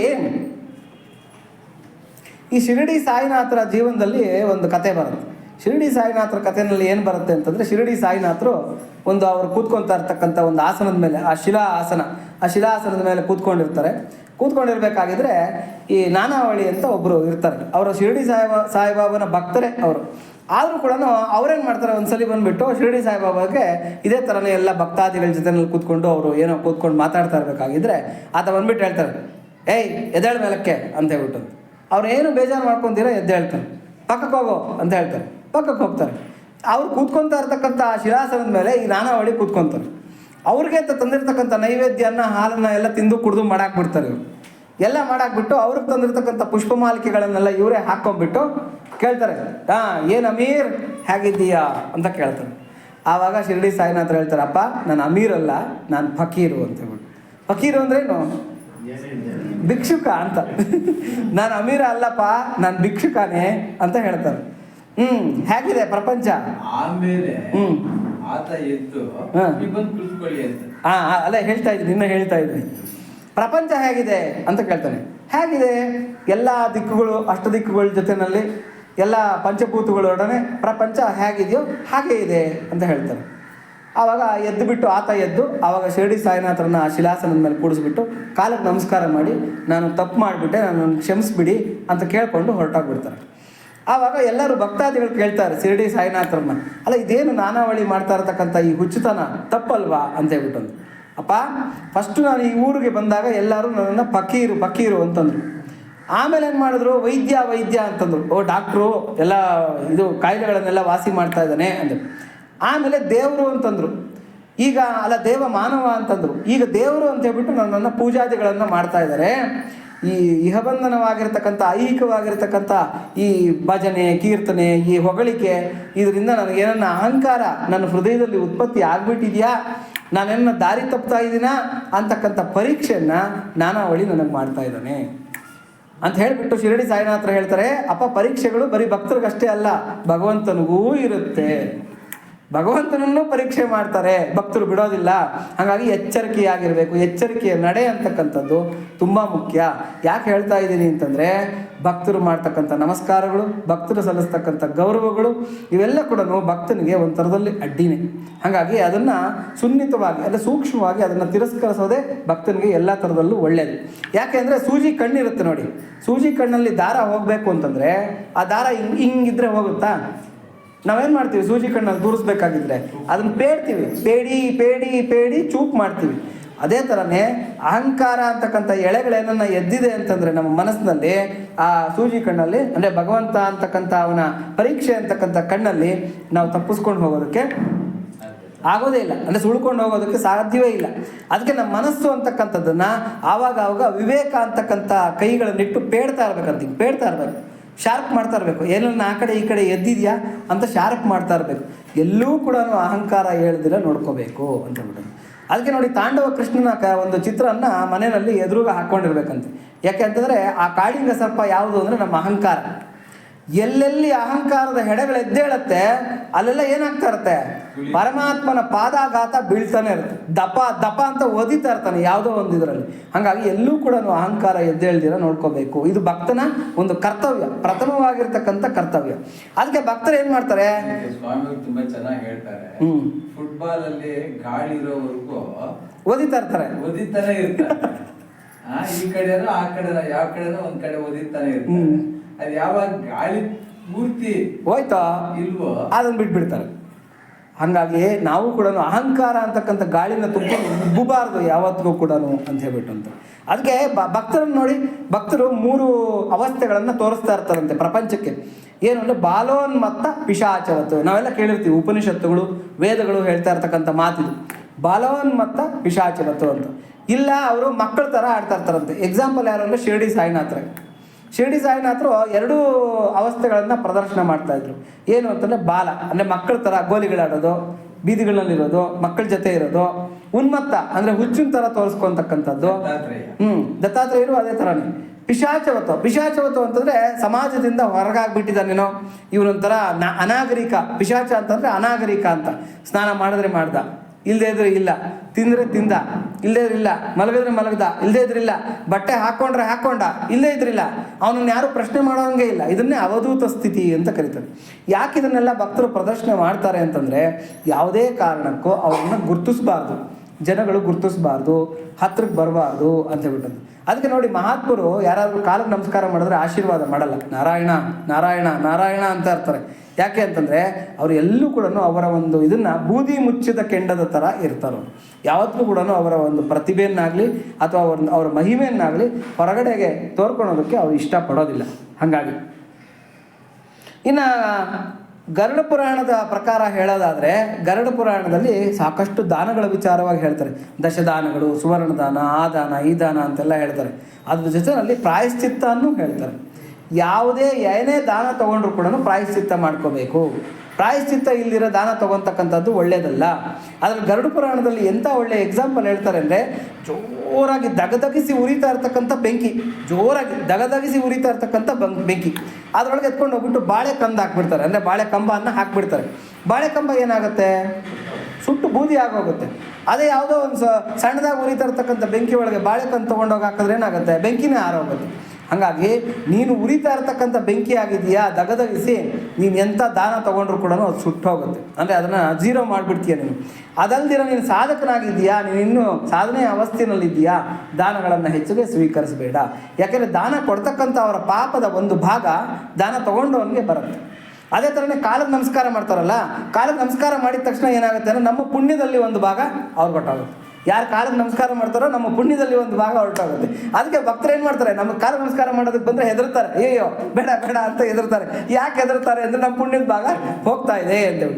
ಶ್ರೀರಾಮನಿಗೆ ಆ ಗುಣ ಇತ್ತು. ಅದೇನು ಅಂತಂದರೆ ಪ್ರತಿವಂದನೆ, ಅಂದರೆ ವಂದನೆ ಮಾಡೋದಕ್ಕೆ ಮುಂಚೆನೇ ಈತ ವಂದನೆ ಮಾಡಿಬಿಡೋಣಂತೆ. ಯಾಕೆ ಅಂದರೆ ಯಾರು ಮಾತಾಡಿಸೋದಕ್ಕೆ ಮುಂಚೆ ಪ್ರಥಮವಾಗಿ ಅವರೇ ಮಾತಾಡಿಸ್ಬಿಡ್ತಾರೋ, ಯಾರು ನಮಸ್ಕಾರ ಮಾಡೋದಕ್ಕೆ ಮುಂಚೆ ಇವರೇ ನಮಸ್ಕಾರ ಮಾಡಿಬಿಡ್ತಾರೋ, ಆವಾಗ ಎದುರುಗ ಇರ್ತಕ್ಕಂಥ ಅವನ ಪುಣ್ಯದಲ್ಲಿ ನಮ್ಗೆ ಸ್ವಲ್ಪ ಭಾಗ ಬಂದ್ಬಿಡುತ್ತೆ. ಆತ ಮಾತಾಡಿಸಿದ್ದಾದ್ಮೇಲೆ ನಾನು ಮಾತಾಡಿಸೋದು, ಅಥವಾ ಆತ ನಮಸ್ಕಾರ ಅಂದಮೇಲೆ ನಾನು ನಮಸ್ಕಾರ ಮಾಡೋದು ಮಾಡಿದ್ರೆ ಏನಾಗುತ್ತೆ, ನಮ್ಮ ಪುಣ್ಯ ಹೊಂಟೋಗುತ್ತೆ. ಹಾಗಾಗಿ ಇದನ್ನು ಅನುಸರಿಸಬೇಕು ಅಂತಕ್ಕಂಥದ್ದನ್ನು ಹೇಳ್ತಾರೆ. ಆಮೇಲೆ ನೋಡಿ, ಭಕ್ತರಿಗೆ ಯಾರು ಸಹಾಯ ಮಾಡ್ತಾರೆ ಅವ್ರಿಗೆ ಭಗವಂತ ಅಪಾರವಾಗಿರ್ತಕ್ಕಂಥ ಪುಣ್ಯದ ರಾಶಿಯೇ ಕೊಡ್ತಾನೆ ಅನ್ನೋದಕ್ಕೆ ಸಂಪಾತಿನೇ ಸಾಕ್ಷಿ.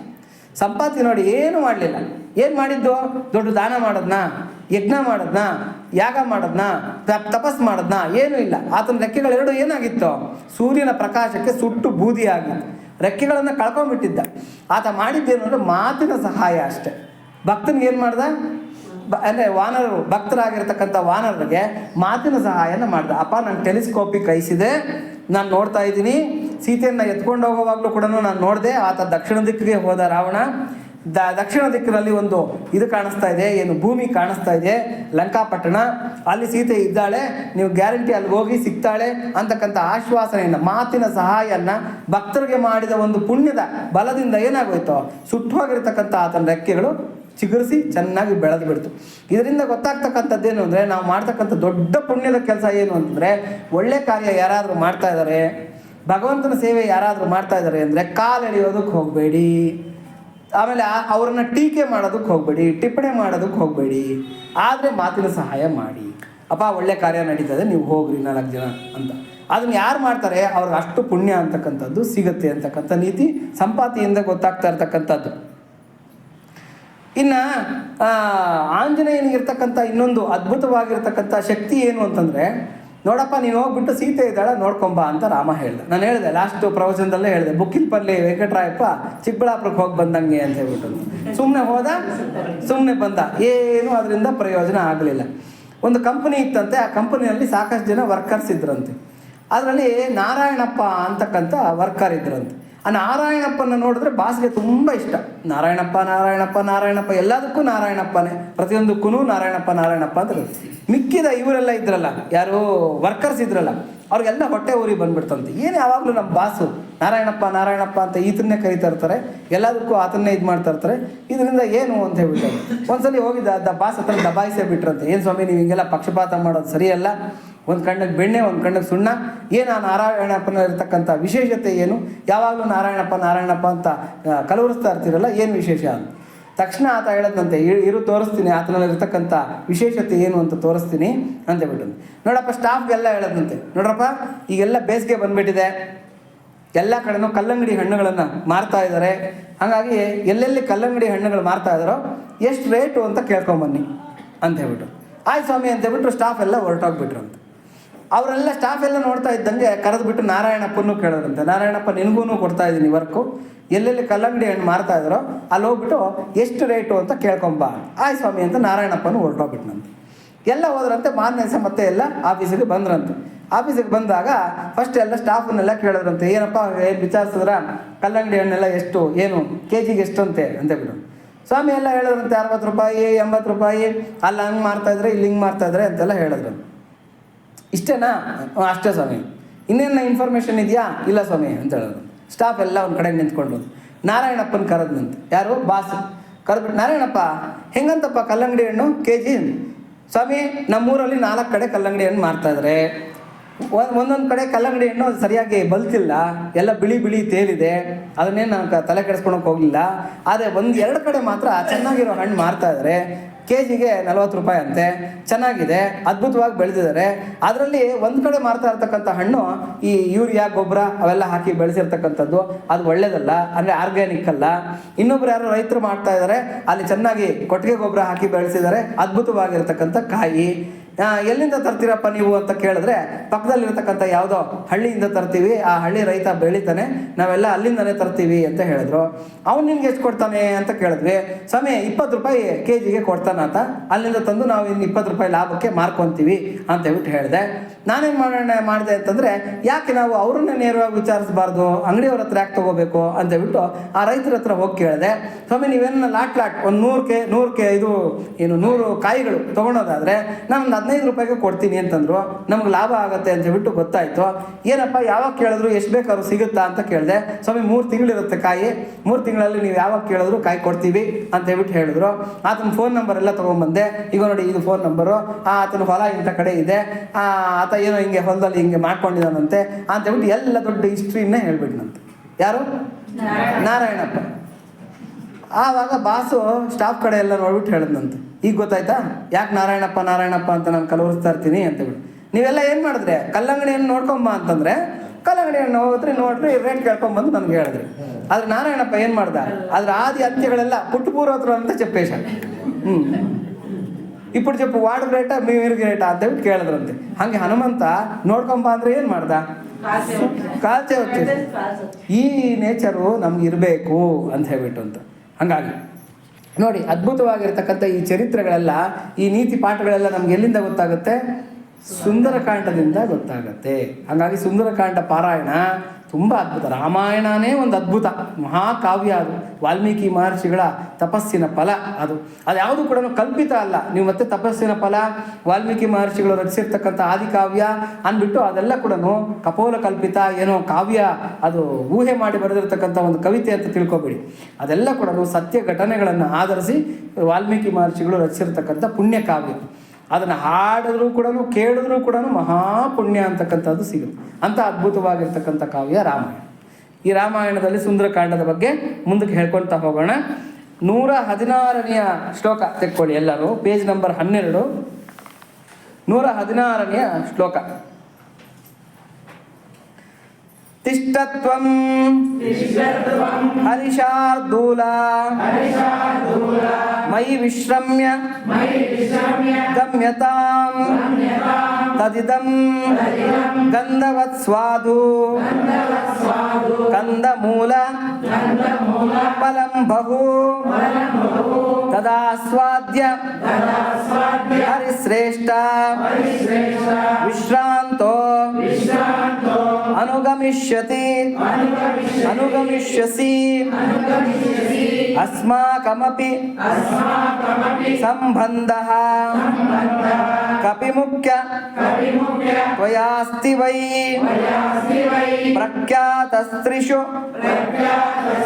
ಲೋಕೇಶು ಮಹಾಗುಣ ಪರಿಗ್ರಹ ವೇಗವಂತಃ ಪ್ಲವಂತೋ ಯೇ ಪ್ಲವಗ ಮಾರುತಾತ್ಮಜ ತೇಷಾಂ ಮುಖ್ಯತಮಂ ಮನ್ಯೇ ತ್ವಾಮಹಂ ಕಪಿಕುಂಜರ ಅತಿಥಿಃ ಕಿಲ ಪೂಜಾರ್ಹಃ ಪ್ರಾಕೃತೋಪಿ ವಿಜಾನತಾ ಧರ್ಮಂ ಜಿಜ್ಞಾಸಮಾನೇನ ಕಿಂ ಪುನರ್ಯಾದೃಶೋ ಮಹಾನ್ ತ್ವಂ ಹಿ ದೇವವರಿಷ್ಠಸ್ಯ ಮಾರುತಸ್ಯ ಮಹಾತ್ಮನಃ ಪುತ್ರಸ್ತಸ್ಯೈವ ವೇಗೇನ ಸದೃಶಃ ಕಪಿಕುಂಜರ. ನೋಡಿ, ಈಗ ಒಂದೇ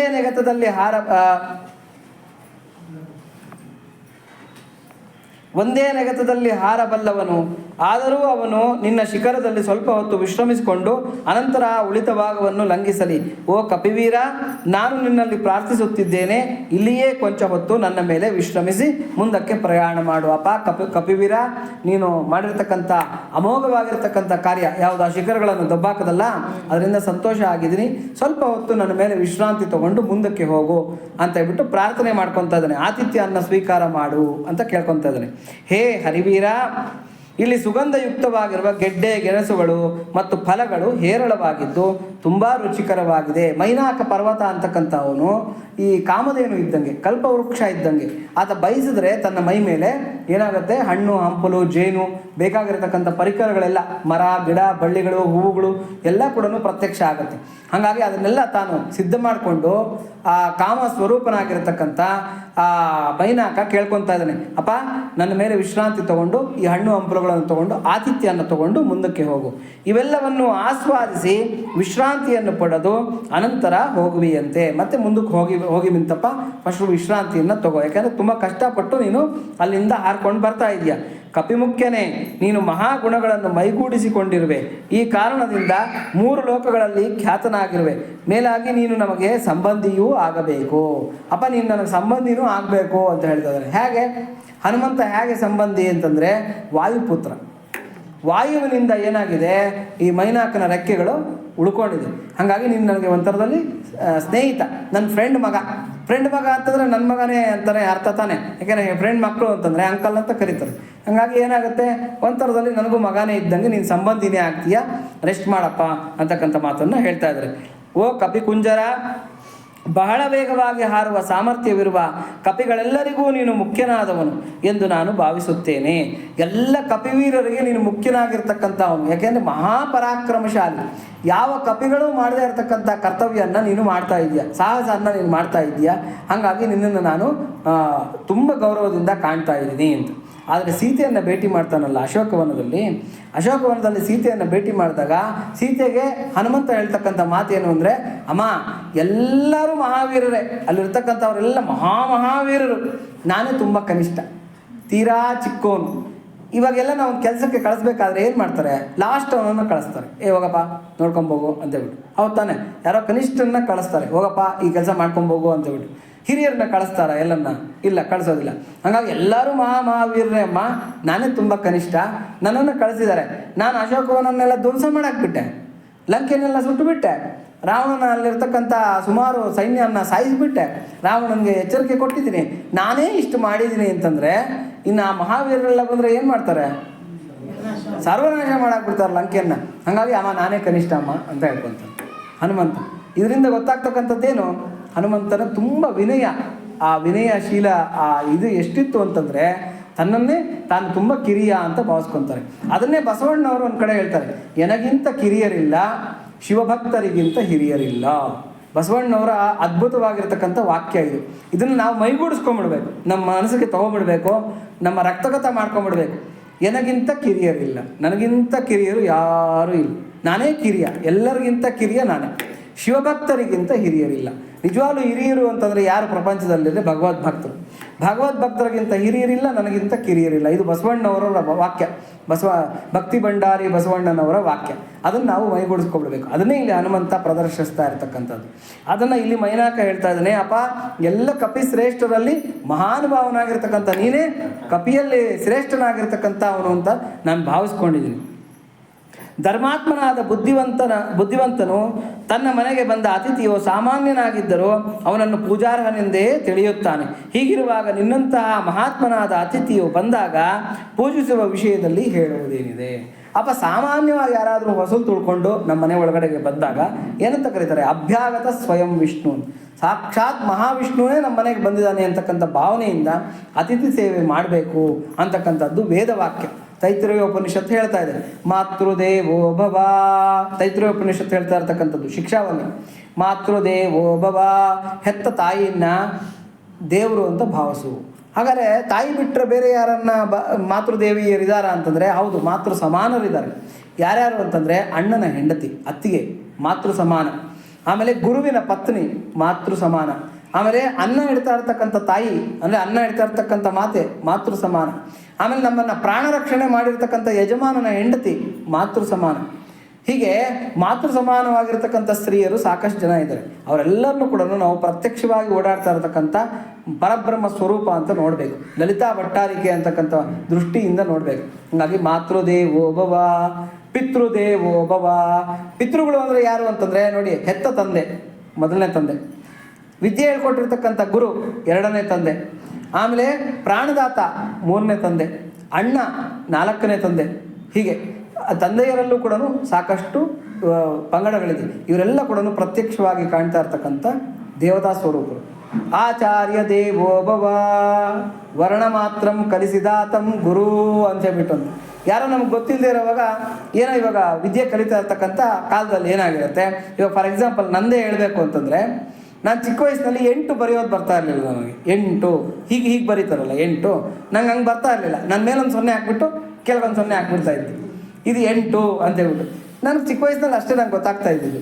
ಆಮೇಲೆ 9, 6 ಬರಿಬೇಕಾದ್ರೆ ಒಂದು 0 ಹಾಕ್ಬಿಟ್ಟು ಪಕ್ಕದಲ್ಲಿ ಹಿಂಗೆ ಗೆರೆ ಹೇಳ್ತಾ ಇದ್ದೆ, ಇದು 9 ಅಂತ. 0 ಹಾಕ್ಬಿಟ್ಟು ಈ ಕಡೆ ಮೇಲ್ಗಡೆ ಗೆರೆ ಹೇಳಿದ್ರೆ 6 ಅಂತ. ಯಾರೋ ಪುಣ್ಯ ಆತ್ಮರು ನನಗೆ ಅದನ್ನು ಹೇಳ್ಕೊಟ್ರು, ಹೀಗೆಲ್ಲ ಬರಿಬೇಕಾಗಿರೋದು, ಈ ಥರ ಬರಿಬೇಕಾಗಿರೋದು ಅಂತ ಹೇಳ್ಬಿಟ್ಟು ಅಂತ. ಅಂದರೆ ನಮಗೆ ಏನು ಗೊತ್ತಾಯಿತು, ಚಿಕ್ಕ ವಿಚಾರ, ಸಣ್ಣ ವಿಚಾರ ಒಬ್ಬರಿಂದ ಗೊತ್ತಾಯಿತು. ಹಾಗಾದ್ರೆ ಅವ್ರು ಯಾರು? ಗುರು. ಅವ್ರು ಎಂಥವ್ರನ್ನ ಆಗಲಿ ನಮ್ಗೆ ಪಾಠ ಕಲಿಸಿದಿರ್ತಕ್ಕಂಥ ಗುರು. ಅದನ್ನೇ ಏನು ಹೇಳ್ತಾರೆ, ವರ್ಣ ಮಾತ್ರಂ ಕಲಿಸಿದಾತಂ ಗುರು. ಒಂದು ಸಣ್ಣ ಅಕ್ಷರನ ನಮ್ಗೆ ಹೇಳ್ಕೊಟ್ರು ಕೂಡ ಅವನು ಗುರು ಅಂತ ಸಮಾನವಾಗಿ ನಾವು ನೋಡ್ಕೋಬೇಕು. ಅಂಥ ಗುರುಗಳು ನಮ್ಗೆ ಎಷ್ಟು ಜನ ಇರ್ತಾರೆ ಅಲ್ವಾ? ಜೀವನದಲ್ಲಿ ಎಷ್ಟು ಜನ ಗುರುಗಳು ಸಿಗ್ತಾರೆ ನಮ್ಗೆ, ಹೆಜ್ಜೆಗೂ ಗುರುಗಳು ಸಿಗ್ತಾರೆ. ದತ್ತಾತ್ರೇಯರು ಗೊತ್ತು, ಅವಧೂತರು ದತ್ತಾತ್ರೇಯರು. ಆ ದತ್ತಾತ್ರೇಯರಿಗೆ 24 ಜನ ಗುರುಗಳಿದ್ರು. ಗೊತ್ತಾ ನಿಮ್ಗೆಲ್ಲರಿಗೂ ಕೂಡ 24 ಜನ ಗುರುಗಳು ದತ್ತಾತ್ರೇಯರು. ದತ್ತಾತ್ರೇಯರು ಒಂದ್ಸರಿ ಮಲ್ಕೊಂಡಿರ್ತಾರೆ. ಯಾರು ಯದು ಮಹಾರಾಜ ಏನು ಮಾಡ್ತಾ ಇರ್ತಾನೆ ಅಂದರೆ, ಬ್ರಹ್ಮಜ್ಞಾನ ಹೇಳ್ಕೊಡೋರು ಯಾರೂ ಇಲ್ವೇ ನನಗೆ ಅಂತ. ಇದು ಭಾಗವತದಲ್ಲಿ ಬರ್ತಕ್ಕಂಥ ಕಥೆ. ನನಗೆ ಬ್ರಹ್ಮಜ್ಞಾನನ ಬೋಧಿಸ್ತಕ್ಕಂಥವ್ರು ಯಾರೂ ಇಲ್ವೇ ಅಂತ ಕಾಡಲ್ಲಿ ಕಿರಿಸ್ಕೊಂಡು ಹೋಗ್ತಾ ಇರ್ತಾನೆ. ಆವಾಗ ದತ್ತಾತ್ರೇಯರು ಕರೀತಾರೆ, ಬಾಪ ನಾನಿದ್ದೀನಿ, ಬಾ ನಿನಗೆ ಹೇಳ್ಕೊಡ್ತೀನಿ ಅಂತ. ಬಟ್ ದತ್ತಾತ್ರೇಯರು ಅಂತ ಯದು ಮಹಾರಾಜನಿಗೆ ಗೊತ್ತಿರೋದಿಲ್ಲ. ಯಾರೋ ಸನ್ಯಾಸಿ ಮಲ್ಕೊಂಡಿದ್ದಾನೆ, ಯಾರೋ ಅವಧೂತ ಮರದ ಕೆಳಗೆ ಅಂತ ಬಿಟ್ಟು. ಆವಾಗ ಹೇಳ್ತಾನೆ, ಅಪ್ಪ ಸುತ್ತೂರ ಇರ್ತಕ್ಕಂಥ ಪ್ರಕೃತಿನೇ ನಮಗೆ ಗುರು, ಅದೇ ನಮಗೆ ಎಷ್ಟು ಬೇಕೋ ಅಷ್ಟನ್ನು ಹೇಳ್ಕೊಡುತ್ತೆ. ಮೊದಲನೇ ಗುರು ಯಾರು ಅಂತಂದರೆ ಮೀನಿನಿಂದ ಕಲಿತಕ್ಕಂಥದ್ದು ಏನು ಅಂತಂದರೆ, ನೋಡಿ, ರುಚಿಗೆ ಯಾವತ್ತೂ ಕೂಡ ನಾವು ಬಲಿ ಬೀಳಬಾರ್ದು. ಮನೆಯಲ್ಲಿ ಹೆಂಡತಿ ಉಪ್ಪು ಹಾಕಿಲ್ಲ ಅಂತ ಗಲಾಟೆ ಮಾಡೋದು, ಸಾರಿಗೆ ಒಗ್ಗರಣೆ ಹಾಕಿಲ್ಲ ಅಂತ ಗಲಾಟೆ ಮಾಡೋದು, ಆಮೇಲೆ ನಂಗೆ ಇಷ್ಟವಾಗಿರ್ತಕ್ಕಂಥ ಅಡುಗೆ ಮಾಡಿಲ್ಲ, ಹೌದು ತಾನೆ, ನಾವು ಪೇಪರ್ಗಳನ್ನ ನೋಡ್ತಾ ಇರ್ತೀವಿ, ಇಷ್ಟವಾಗಿರ್ತಕ್ಕಂಥ ಅಡುಗೆ ಮಾಡಿಲ್ಲ ಅಂತ ಹೆಂಡ್ತಿನ ಹೊಡೆದು ಬಿಟ್ಟಿರೋದು, ದೊಡ್ಡ ಗಲಾಟೆಗಳಾಗಿರೋದು, ಇವೆಲ್ಲ ಆಗುತ್ತೆ. ಅಂದರೆ ರುಚಿಗೆ ನಾವು ಯಾವತ್ತೂ ಕೂಡ ಬಲಿ ಬೀಳಬಾರ್ದು. ಅದು ಇವತ್ತು ಏನು ಹಾಕಿದಾರೋ ಅದು ಪ್ರಸಾದ, ಅದು ಹೆಂಗಿದ್ರಂಗೆ ನಾವು ತಿನ್ನಬೇಕು. ಹಾಗಾಗಿ ರುಚಿ ಪಚಿ ಅವೆಲ್ಲ ಕೂಡ ನೋಡೋದಕ್ಕೆ ಹೋಗಬಾರ್ದು. ಏನೋ ಹಸಿಯೋ ಬಿಸಿಯೋ ಬಿದಿಯು ಕೊಟ್ಟ ಆಹಾರವನ್ನವು ಯೋಗಿಗೆ ಅಂತ ಹೇಳ್ಬಿಟ್ಟು. ಮೇಲೇಳು ಸಾಧುವೆ ಹಾಡು ಚಾಗಿಯ ಹಾಡನು ಕೇಳಿದ್ರ ನೀವು ಇದನ್ನ? ಹಾಡಿನಿಂದೆಚ್ಚರಿಸು ಮಲಗಿಹ ನಮ್ಮ ಈ ತಾಯ್ನಾಡನು. ಇದನ್ನು ಸನ್ಯಾಸಿ ಗೀತೆ ಅಂತ ಕರೀತಾರೆ. ವಿವೇಕಾನಂದರು ಬರೆದಿರ್ತಕ್ಕಂಥದ್ದು, ಬಂಗಾಳಿ ಭಾಷೆಯಲ್ಲಿ ಬರೆದಿರ್ತಾರೆ ಅದನ್ನು ಕುವೆಂಪುರವರು ಕನ್ನಡಕ್ಕೆ ಟ್ರಾನ್ಸ್ಲೇಷನ್ ಮಾಡಿದರು. ನಾನು ಅಯೋಧ್ಯೆ ಗ್ರೂಪ್ಗೆ ಹಾಕ್ತೀನಿ ಇವತ್ತು. ಸನ್ಯಾಸಿ ಗೀತೆ ಅಂತ ಅದ್ಭುತವಾಗಿದೆ. ಅದರಲ್ಲಿ ಹೇಳ್ತಾರೆ, ಹಸಿಯೋ ಬಿಸಿಯೋ ವಿಧಿಯು ಕೊಟ್ಟ ಆಹಾರವನ್ನವು ಯೋಗಿಗೆ. ಅದೇನು ಕೊಟ್ಟಿದೆಯೋ ವಿಧಿ, ಅದನ್ನು ನಾವು ಆಹಾರ ಅಂತ ಸ್ವೀಕಾರ ಮಾಡಬೇಕು ಅಂತ ಹೇಳ್ಬಿಟ್ಟು. ಈ ಮೀನೇನು ಮಾಡುತ್ತೆ, ರುಚಿಗೆ ಬಲಿ ಬಿದ್ದಿರತಕ್ಕಂಥ ಮೀನು ಆ ಗಾಳಕ್ಕೆ ಹಾಕಿರ್ತಕ್ಕಂಥ ಎರೆ ಇರುತ್ತಲ್ವಾ, ಆ ಎರೆಯನ್ನು ಹೋಗಿ ಹಿಡ್ಕೊಳೋದಕ್ಕೆ ಹೋಗುತ್ತೆ ಆಸೆಪಟ್ಟು. ಬೇಕಾದಷ್ಟು ಆಹಾರ ಇರುತ್ತೆ ನೀರಿನಲ್ಲಿ, ಆದರೆ ಈ ಎರೆಗೆ ಆಸೆಪಟ್ಟು, ಮಾಂಸಕ್ಕೆ ಆಸೆಪಟ್ಟು ಅದನ್ನು ಹಿಡ್ಕೊಳಕ್ಕೆ ಹೋಗುತ್ತೆ.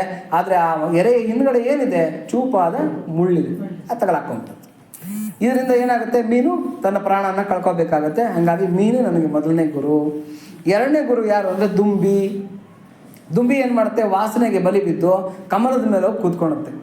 ಎಷ್ಟು ಚೆನ್ನಾಗಿದೆ ಕಮಲದ ವಾಸನೆ ಅಂತ ಕೂತ್ಕೊಂಡು ಮಕರಂದನೆಲ್ಲ ಹೀರುತ್ತೆ. ಹೀರಿದ್ದಾದ್ಮೇಲೆ ಹಾರಾಗಬೇಕು ತಾನೆ ಕೆಲಸ ಮುಗಿದ್ಮೇಲೆ, ಆದರೆ ಅಲ್ಲೇ ಕೂತ್ಕೊಂಡು ಎಷ್ಟು ಚೆನ್ನಾಗಿದೆ ವಾಸನೆ ಜೀ ಅಂದ್ಕೊಂಡು ಕೂತಿರುತ್ತೆ. ಕಮಲಕ್ಕೆ ಒಂದು ಇದಿದೆ, ಏನು ನೇಚರ್ ಇದೆ. ಸಂಜೆ ಆಗೋ ಅಷ್ಟೊತ್ತಿಗೆ ಅದೇನಾಗುತ್ತೆ, ಮುದುರು ಹೋಗ್ಬಿಡುತ್ತೆ.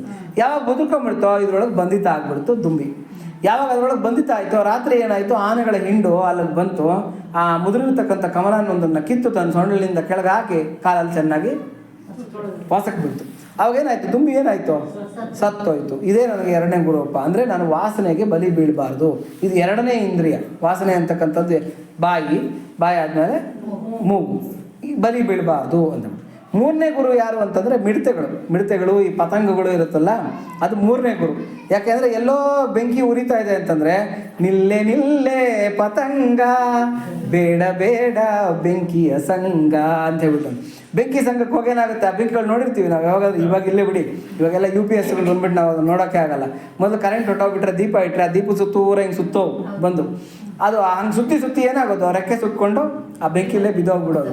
ಹಾಗಾಗಿ ತನ್ನ ಜೀವನನ ಕಳ್ಕೊತಾ ಇರ್ತಕ್ಕಂಥದ್ದು ರೂಪದಿಂದ, ನೋಡಿ ಕಣ್ಣು ರೂಪದಿಂದ ಕಳ್ಕೊತಾ ಇರ್ತಕ್ಕಂಥದ್ದು. ಆಮೇಲೆ ಜಿಂಕೆಗಳು, ಕಾಡಲ್ಲಿರ್ತಕ್ಕಂಥ ಜಿಂಕೆಗಳು ಬೇಟೆ ಆಡಬೇಕು ಅಂತಂದರೆ ಬೇಡ ಏನು ಮಾಡೋನು, ಈ ಕಿನ್ನರಿ ಅಂತಕ್ಕಂಥ ಒಂದು ವಾದ್ಯನ ಬಾರಿಸೋನು, ಆ ಕಿನ್ನರಿ ಅಂತಕ್ಕಂಥ ವಾದ್ಯ. ಅದರಿಂದ ಏನು ಮಾಡೋನು ಅಂತಂದರೆ ಆ ಜಿಂಕೆಗಳೆಲ್ಲ ಆಹ್ವಾನಿತವಾಗಿ ಆ ಜಿಂಕೆಗಳು ಬೇಗ ಬೇಟೆಗಾರನಿಗೆ ಸಿಕ್ಕೋಗ್ಬಿಡೋದು. ಯಾವುದರಿಂದ ಹಾಳಾಗ್ತದೆ, ಶ್ರವಣದಿಂದ. ಹೌದು ತಾನೆ?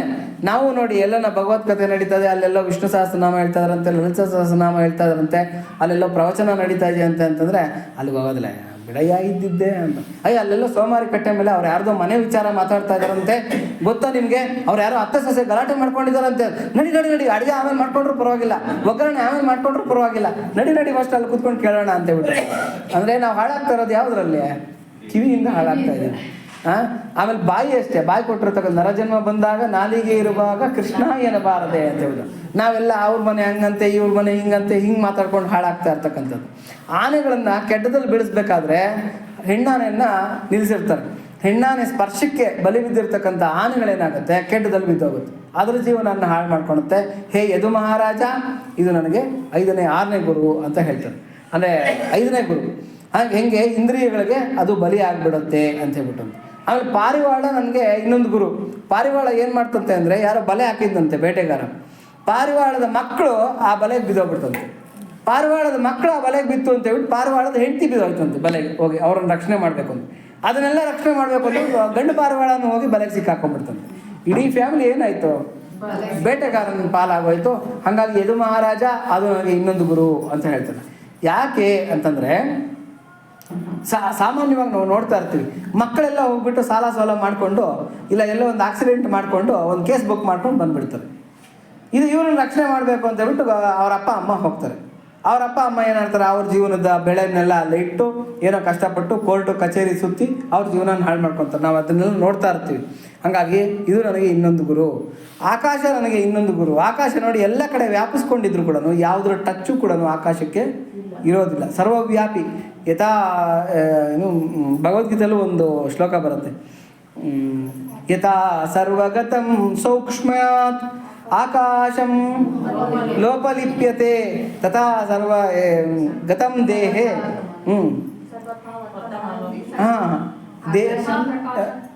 ಆತ್ಮ ಇದಕ್ಕೆ ಶರೀರಕ್ಕೆ ಅಂಟಿರೋದಿಲ್ಲ ಅಂತ. ಹೆಂಗೆ ಆಕಾಶ ಎಲ್ಲ ಕಡೆ ವ್ಯಾಪಿಸ್ಕೊಂಡಿದ್ರು ಕೂಡ ಸೂಕ್ಷ್ಮವಾಗಿರೋದ್ರಿಂದ ಅದಕ್ಕೆ ಅಂಟಿಲ್ವೋ, ಅದೇ ಥರನೇ ಶರೀರದಲ್ಲೆಲ್ಲ ಕೂಡ ಆತ್ಮ ವ್ಯಾಪಿಸ್ಕೊಂಡಿದ್ರು ಕೂಡ ಆತ್ಮಕ್ಕೆ ಶರೀರದ ಪಾಪ ಪುಣ್ಯದ ಅಂಟು ಇಲ್ಲ ಅರ್ಜುನ ಅಂತ ಹೇಳ್ತಾನೆ ಭಗವದ್ಗೀತೆಯಲ್ಲಿ ಕೃಷ್ಣ. ಹಾಗಾಗಿ ಆಕಾಶ ನನಗೆ ಇನ್ನೊಂದು ಗುರು.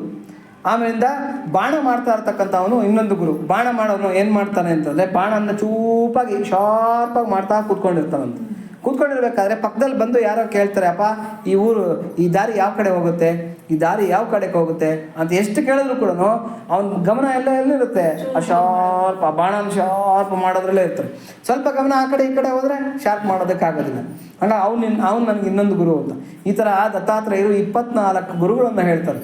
ಯಾರಿಗೆ ಯದು ಮಹಾರಾಜನಿಗೆ ಬೋಧಿಸ್ತಾರೆ. ಅದು ಭಾಗವತದಲ್ಲಿ ಬರ್ತಕ್ಕಂಥ ಕತೆ.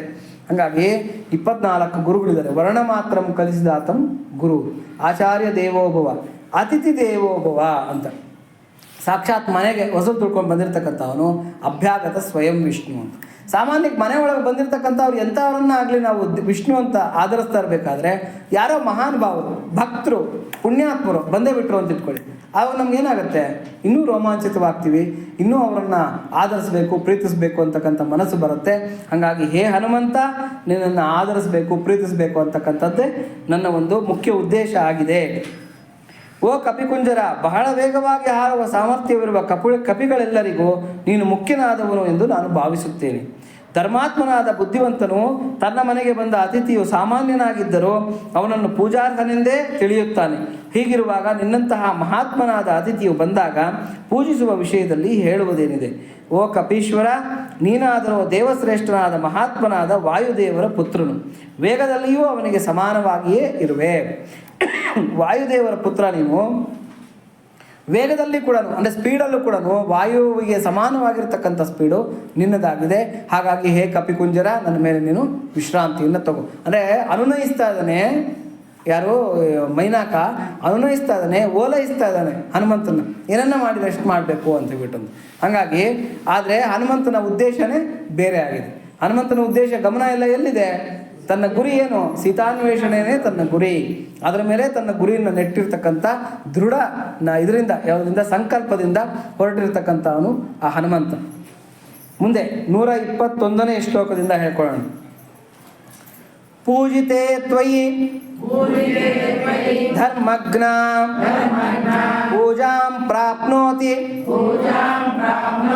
ಮಾರುತಃ ತಸ್ಮಾತ್ ತ್ವಂ ಪೂಜನೀಯೋ ಮೇ ಶೃಣು ಚಾಪ್ಯತ್ರ ಕಾರಣಂ ಪೂರ್ವಂ ಕೃತಯುಗೆ ತಾತ ಪರ್ವತಾಃ ದಕ್ಷಿಣೋ ಭವನ್ ತೇಹಿ ಜಗ್ಮುರ್ದಿಶಃ ಸರ್ವಾ ಗರುಡಾನಿಲ ವೇಗಿನಃ ತತಸ್ತೇಷು ಪ್ರಯಾತೇಷು ದೇವಸಂಗಾಃ ಸಹರ್ಷಿಭಿಃ ಭೂತಾನಿ ಚ ಭಯಂ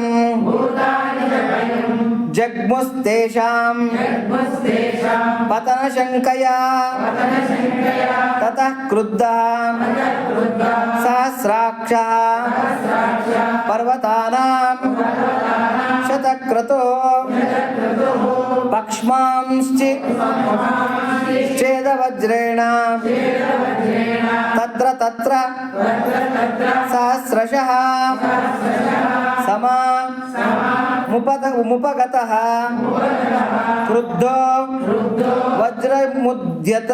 ವಜ್ರಮುದ್ಯಮ್ಯ ದೇವರಾಟ್ ತತೋಹಂ ಸಹಸಾ ಕ್ಷಿಪ್ತಃ ಶ್ವಸನೇನ ಮಹಾತ್ಮನ ಅಸ್ಮಿನ್ ಲವಣತೋ ಯೇ ಚ ಪ್ರಕ್ಷಿಪ್ತಃ ಪ್ಲವಗೋತ್ತಮಃ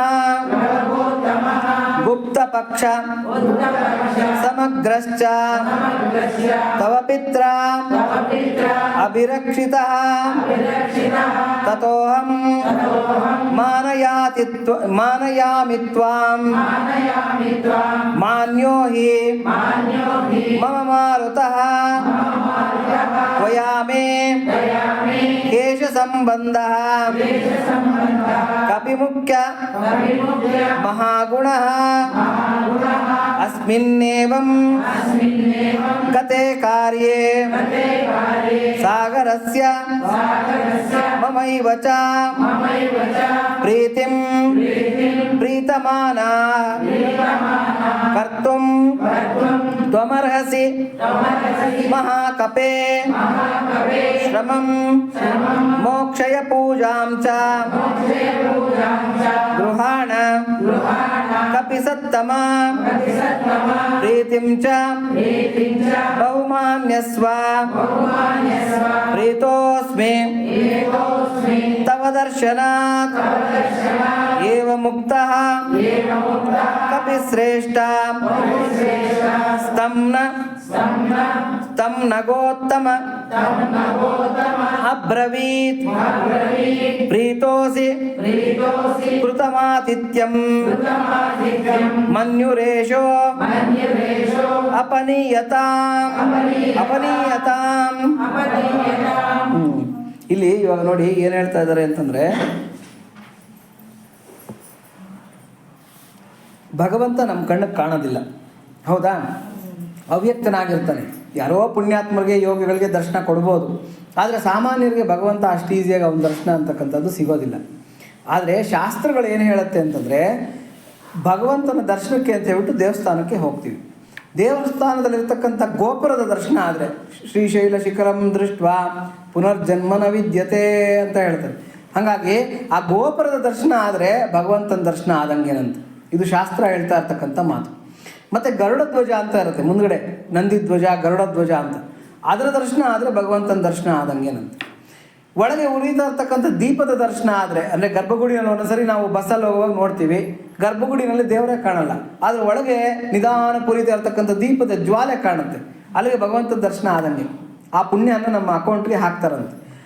ಅರ್ಚಕ ಅಂದರೆ ಅಲ್ಲಿ ಪೂಜೆ ಮಾಡ್ತಾ ಇರ್ತಕ್ಕಂಥ ಅರ್ಚಕ ದೇವಸ್ಥಾನದಿಂದ ಹೊರಗೆ ಬರ್ತಾ ಇರ್ತಾರೆ, ಅವ್ರ ದರ್ಶನ ಆದರೆ ಭಗವದ್ ದರ್ಶನ ಆದಂಗೆ.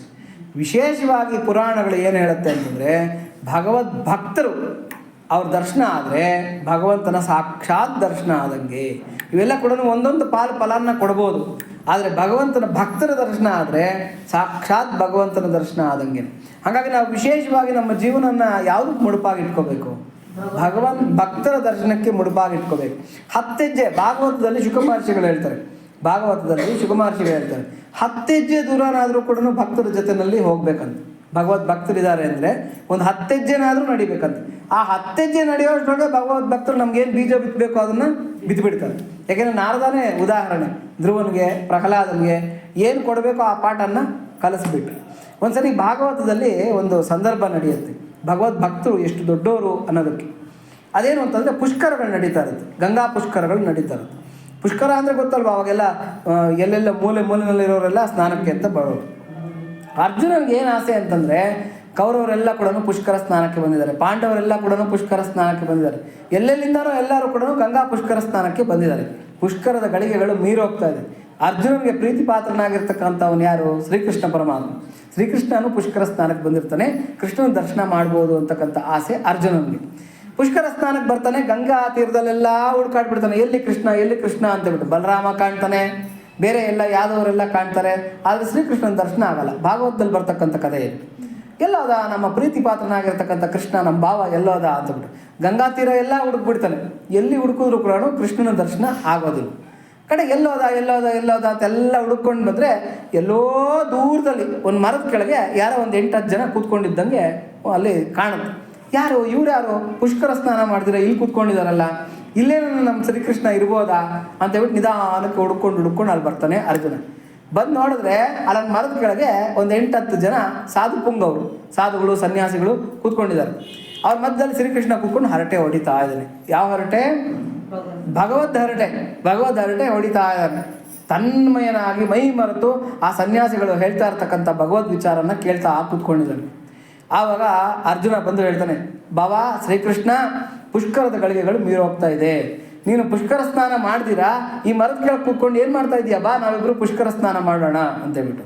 ಆವಾಗ ಶ್ರೀಕೃಷ್ಣ ಹೇಳ್ತಾನೆ, ಅಪ್ಪ, ಕಲ್ಲಿನಿಂದಾದ, ಲೋಹದಿಂದಾದ, ಮಣ್ಣಿನಿಂದ ಮಾಡಿರ್ತಕ್ಕಂಥ ಮೂರ್ತಿಗಳು, ಮರಗಳು, ತೀರ್ಥಗಳು ಎಷ್ಟೋ ಕಾಲ ಆದಮೇಲೆ ನಮ್ಮನ್ನು ಉದ್ಧರಿಸುತ್ತೆ. ಅವೆಲ್ಲ ಕೂಡ ನಮ್ಮನ್ನು ಉದ್ಧರಿಸೋದಕ್ಕೆ ಕಾಲ ತಗೊಳುತ್ತೆ. ಆದರೆ ಸಾಧು ಪುಂಗವರು, ಭಗವದ್ ಭಕ್ತರು ಇದ್ದಾರಲ್ಲ, ಅವರೆಲ್ಲ ಸದ್ಯ ಪ್ರಸಾದ ಅಂತ ಅವರ ದರ್ಶನ ಮಾತ್ರದಿಂದ ನಮ್ಮನ್ನು ಪುನೀತರನ್ನಾಗಿ ಮಾಡಾಕ್ಬಿಡ್ತಾರೆ. ಅವ್ರು ಸುಮ್ಮನೆ ಹಿಂಗೆ ದೃಷ್ಟಿಪಾತ ಬಿದ್ದರೆ ಸಾಕು, ನಮ್ಮ ಪಾಪಗಳೆಲ್ಲ ಸುಟ್ಟು ಭಸ್ಮ ಆಗುತ್ತೆ. ಅಂಥವರ ಒಂದು ವಚನಗಳನ್ನು ಕೇಳಿದ್ರೆ ಇನ್ನು ನಮ್ಮ ಜನ್ಮ ಸಾರ್ಥಕ್ಯ ಆಗೋದ್ರಲ್ಲಿ ಏನೂ ಎಳ್ಳಷ್ಟು ಸಂಶಯ ಇಲ್ಲ. ಹಾಗಾಗಿ ನೀನು ಆ ಪುಷ್ಕರ ಸ್ನಾನ ಮಾಡ್ಕೊ ಹೋಗು, ಆ ಜಲದಲ್ಲಿ ನೀನು ಮೀಕೊ ಹೋಗು. ಆದರೆ ನಾನು ಈ ಸಾಧು ಪುಂಗವರ ಜೊತೆಯಲ್ಲಿ ಕೂತ್ಕೊಂಡು ಈ ಪುಷ್ಕರ ಸ್ನಾನ ಮಾಡ್ತಾ ಇದ್ದೀನಿ, ನನಗಿದೇ ದೊಡ್ಡದು ಅಂತಕ್ಕಂಥ ಮಾತನ್ನು ಶ್ರೀಕೃಷ್ಣ ಪರಮಾತ್ಮ ಅರ್ಜುನನಿಗೆ ಹೇಳ್ತಾನೆ. ಇದರಿಂದ ಗೊತ್ತಾಗ್ತಕ್ಕಂಥದ್ದೇನು ಅಂದರೆ, ಅಂತಹ ಪರಮಾತ್ಮ ಲೋಕೇಶ್ವರೇಶ್ವರ 14 ಕೋಟಿ ಅಂದರೆ ಅನಂತ ಕೋಟಿ ಬ್ರಹ್ಮಾಂಡದ ಒಡೆಯನಾಗಿರ್ತಕ್ಕಂಥ ಶ್ರೀಕೃಷ್ಣ ಪರಮಾತ್ಮನೇ ಭಗವದ್ ಭಕ್ತರ ಸಾಂಗತ್ಯ ಇಷ್ಟು ದೊಡ್ಡದು ಅಂತ ಹೇಳಿರ್ಬೇಕಾದ್ರೆ ನಮ್ಮಂತ ಅವ್ರಿಗೆ ಇದು ಮಾರ್ಗದರ್ಶನ ತಾನೆ. ಒಂದ್ಸಲಿ ನಾರದರು ಹೋದ್ರಂತೆ, ಶ್ರೀಕೃಷ್ಣನ ಮಂದಿರಕ್ಕೆ ಹೋದ್ರಂತೆ. ನಾರದರು ಶ್ರೀಕೃಷ್ಣನ ಮಂದಿರಕ್ಕೆ ಹೋದರೆ, ಅಪ್ಪ ಶ್ರೀಕೃಷ್ಣನ ಭೇಟಿ ಮಾಡಬೇಕಾಗಿತ್ತು, ದರ್ಶನ ಮಾಡಬೇಕಾಗಿತ್ತು ಅಂತ ಹೇಳಿದ್ರೆ ಬಲರಾಮ ಹೇಳ್ತಾನೆ, ಇಲ್ಲ ಶ್ರೀಕೃಷ್ಣ ಪೂಜೆಯಲ್ಲಿದ್ದಾನೆ, ಈಗ ಒಂದು ಅರ್ಧ ಗಂಟೆ ಸಿಗಲ್ಲ, ತನ್ಮಯನಾಗಿ ಪೂಜೆ ಮಾಡ್ತಾ ಇದ್ದಾನೆ, ಇಲ್ಲೇ ವೆಯ್ಟ್ ಮಾಡಿ ನಾರದ್ರೆ ಅಂತ ಹೇಳ್ತಾರೆ. ನಾರದ್ರಿಗೆ ಆಶ್ಚರ್ಯನೂ ಆಶ್ಚರ್ಯ. ಇಡೀ ಲೋಕಗಳು ಈಶ್ವರನಿಂದ ಮೊದಲುಗೊಂಡು ಪ್ರತಿಯೊಬ್ಬರು ಕೂಡ ಬ್ರಹ್ಮ ರುದ್ರಾದಿಗಳು ಕೂಡ ಈತನ ಆರಾಧನೆ ಮಾಡ್ತಾ ಇದ್ರೆ, ಶ್ರೀಕೃಷ್ಣನ ಆರಾಧನೆ ಮಾಡ್ತಾ ಇದ್ರೆ, ಈ ಶ್ರೀಕೃಷ್ಣ ಪರಮಾತ್ಮ ಯಾರು ಆರಾಧನೆ ಮಾಡ್ತಾ ಇದ್ದಾರೆ? ಶ್ರೀಕೃಷ್ಣನಿಗಿಂತ ದೊಡ್ಡ ದೇವರು ಯಾರಪ್ಪ ಅಂತೇಳ್ಬಿಟ್ಟು ನೋಡೋದಕ್ಕೆ ಅಂತ ಒಳಗಡೆಗೆ ಹೋಗ್ತಾನೆ. ಎಲ್ಲಿಗೆ? ದೇವ ಮಂದಿರಕ್ಕೆ ಹೋಗ್ತಾನೆ. ದೇವ ಮಂದಿರಕ್ಕೆ ಹೋದರೆ ಶ್ರೀಕೃಷ್ಣ ತಲ್ಲೀನಾಗಿ ಪೂಜೆನಲ್ಲಿ ಇರ್ತಾನೆ. ನಾರದ್ರ ಪ್ರಶ್ನೆ ಮಾಡ್ತಾರೆ, ಪರಮಾತ್ಮ ಎಲ್ಲರೂ ನಿನ್ನನ್ನು ಪೂಜೆ ಮಾಡ್ತಾ ಇರ್ಬೇಕಾದ್ರೆ ನೀನು ಯಾರು ಪೂಜೆ ಮಾಡ್ತಾ ಇದ್ದೀಯಾ? ಇಗೋಳಿ ನಾರದ್ರೆ ಅಂತ ಹೇಳ್ಬಿಟ್ಟು ಸಣ್ಣದೊಂದು ಭರಣಿ ತೋರಿಸ್ತಾರೆ. ಭರಣಿ ಅಂದ್ರೇನು? ಡಬ್ಬಿ ತೋರಿಸ್ತಾರೆ. ಈಗ ನೋಡಪ್ಪ, ಈ ಭರಣಿನೇ ನನ್ನ ದೇವರು ಅಂತ ಹೇಳ್ಬಿಟ್ಟು. ಏನಿದೆ ತೋರಿಸೋ, ಅದರೊಳಗೆ ಯಾವ ದೇವರು ಇದ್ದಾನೆ ಅಂತ ನಾರದ್ರ ಕೇಳ್ತಾರೆ. ಮುಚ್ಚಳ ತೆಗೆದು ತೋರಿಸ್ತಾರೆ. ಯಾರು? ಶ್ರೀಕೃಷ್ಣ ಪರಮಾತ್ಮ ತೋರಿಸ್ತಾನೆ. ಆ ಭರಣಿ ತುಂಬ ಏನಿರುತ್ತೆ? ಧೂಳಿರುತ್ತೆ. ಧೂಳು ನುಣ್ಣಗಿರ್ತಕ್ಕಂಥ ಮಣ್ಣಿನ ಧೂಳಿರುತ್ತೆ. ಇದು ಯಾವ ದೇವರಪ್ಪ? ಇದೇನು ಮಣ್ಣಿನ ಧೂಳು ಇಟ್ಕೊಂಡು ಪೂಜೆ ಮಾಡ್ತಾ ಇದೆಯಾ? ಇದೇನು ದಿವ್ಯವೇ? ಸ್ವರ್ಗದಿಂದ ಬಂದಿರತಕ್ಕಂಥದ್ದೇ ಅಥವಾ ಇನ್ಯಾವುದಾದ್ರೂ ಗ್ರಹಾಂತರ ವಾಸಿಗಳಿಂದ ಬಂದಿರತಕ್ಕಂಥ ಧೂಳೆ? ಏನಕ್ಕೆ ಇದನ್ನು ಪೂಜೆ ಮಾಡ್ತಾ ಇದೆಯಾ ಅಂತ ಕೇಳ್ತಾನೆ.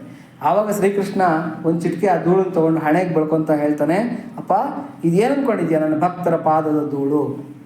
ಏನಿದು?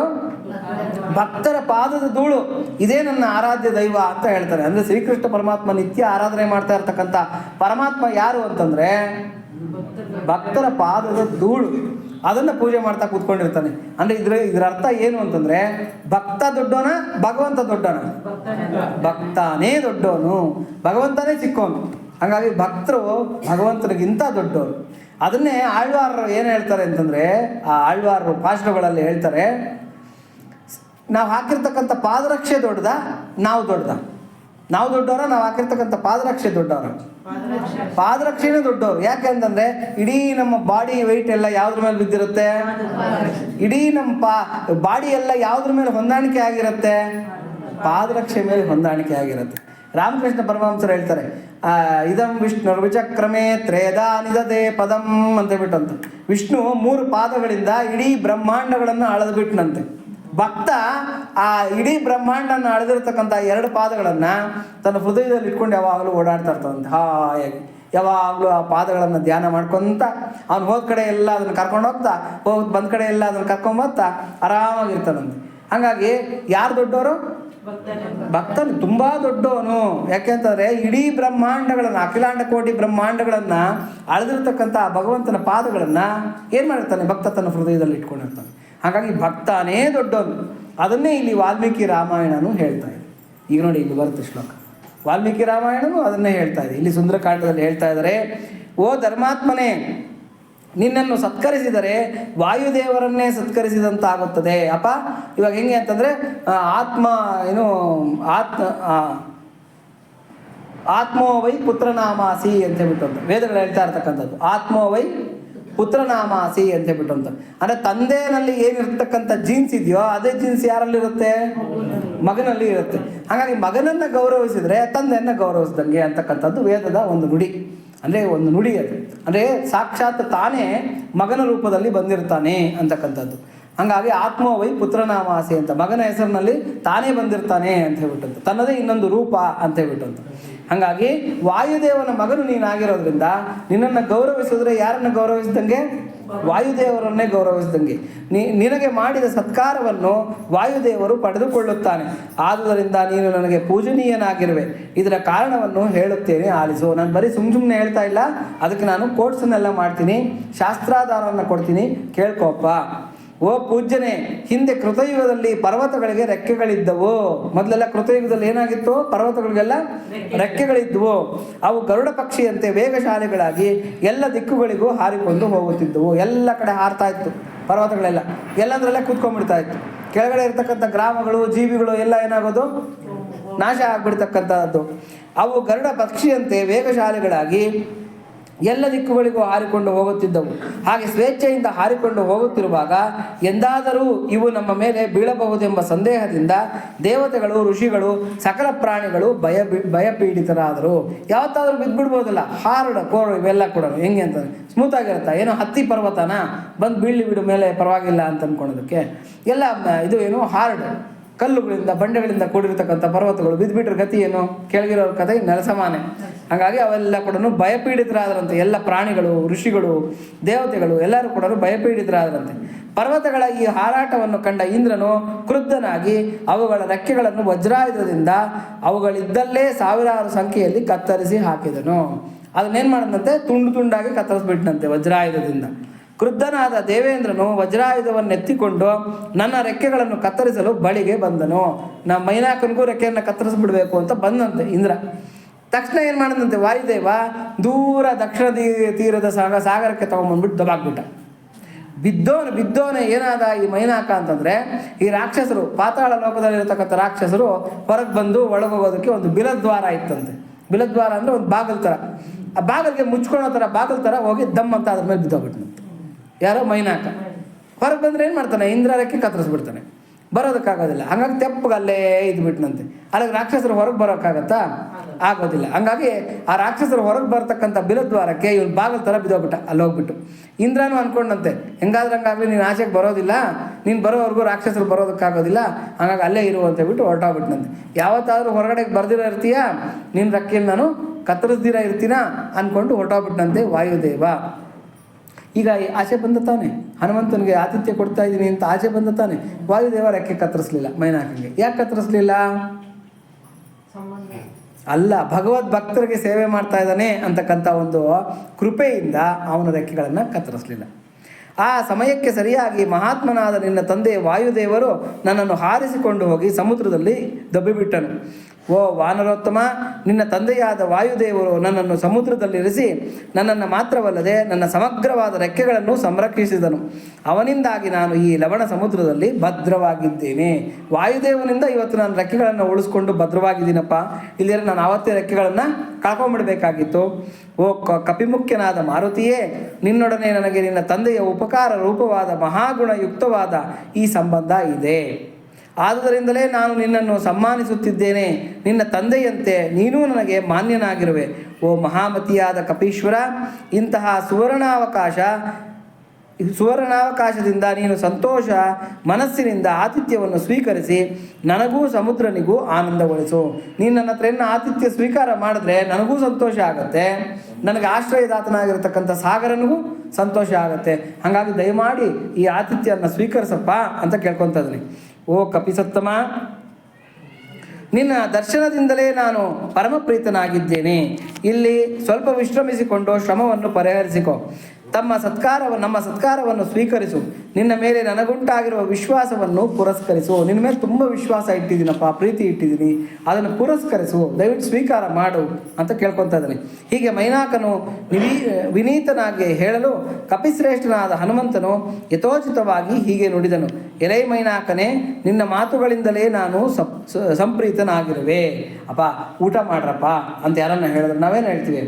ಅಯ್ಯೋ ನನಗೇನು ಅಶ್ವಿಲ್ಲ, ಸದ್ಯ ನೀನು ಕೇಳ್ದಲ್ಲ, ನಂಗೆ ಊಟ ಮಾಡಿದಷ್ಟು ಸಂತೋಷ ಆಯಿತು ಅಂತ ಹೇಳ್ಬಿಟ್ಟು ಸುಮ್ಮನೆ ತಮಾಷೆಗೆ ಹೇಳ್ತಾ ಇದ್ದೀನಿ, ಯಾರೂ ಬೇಜಾರು ಮಾಡ್ಕೋಬೇಡಿ. ಹಿಂದಿನ ಕಾಲದಲ್ಲಿ ಮಾತು ಹೇಳೋರು ಏನು ಅಂತಂದರೆ, ಮನೆಗೆ ಯಾರನ್ನ ಅತಿಥಿಗಳು ಬಂದರೆ ಅವ್ರು ಊಟ ಹಾಕೋದಕ್ಕೆ ಹಿಂದೂ ಮುಂದೆ ನೋಡೋರಂತೆ.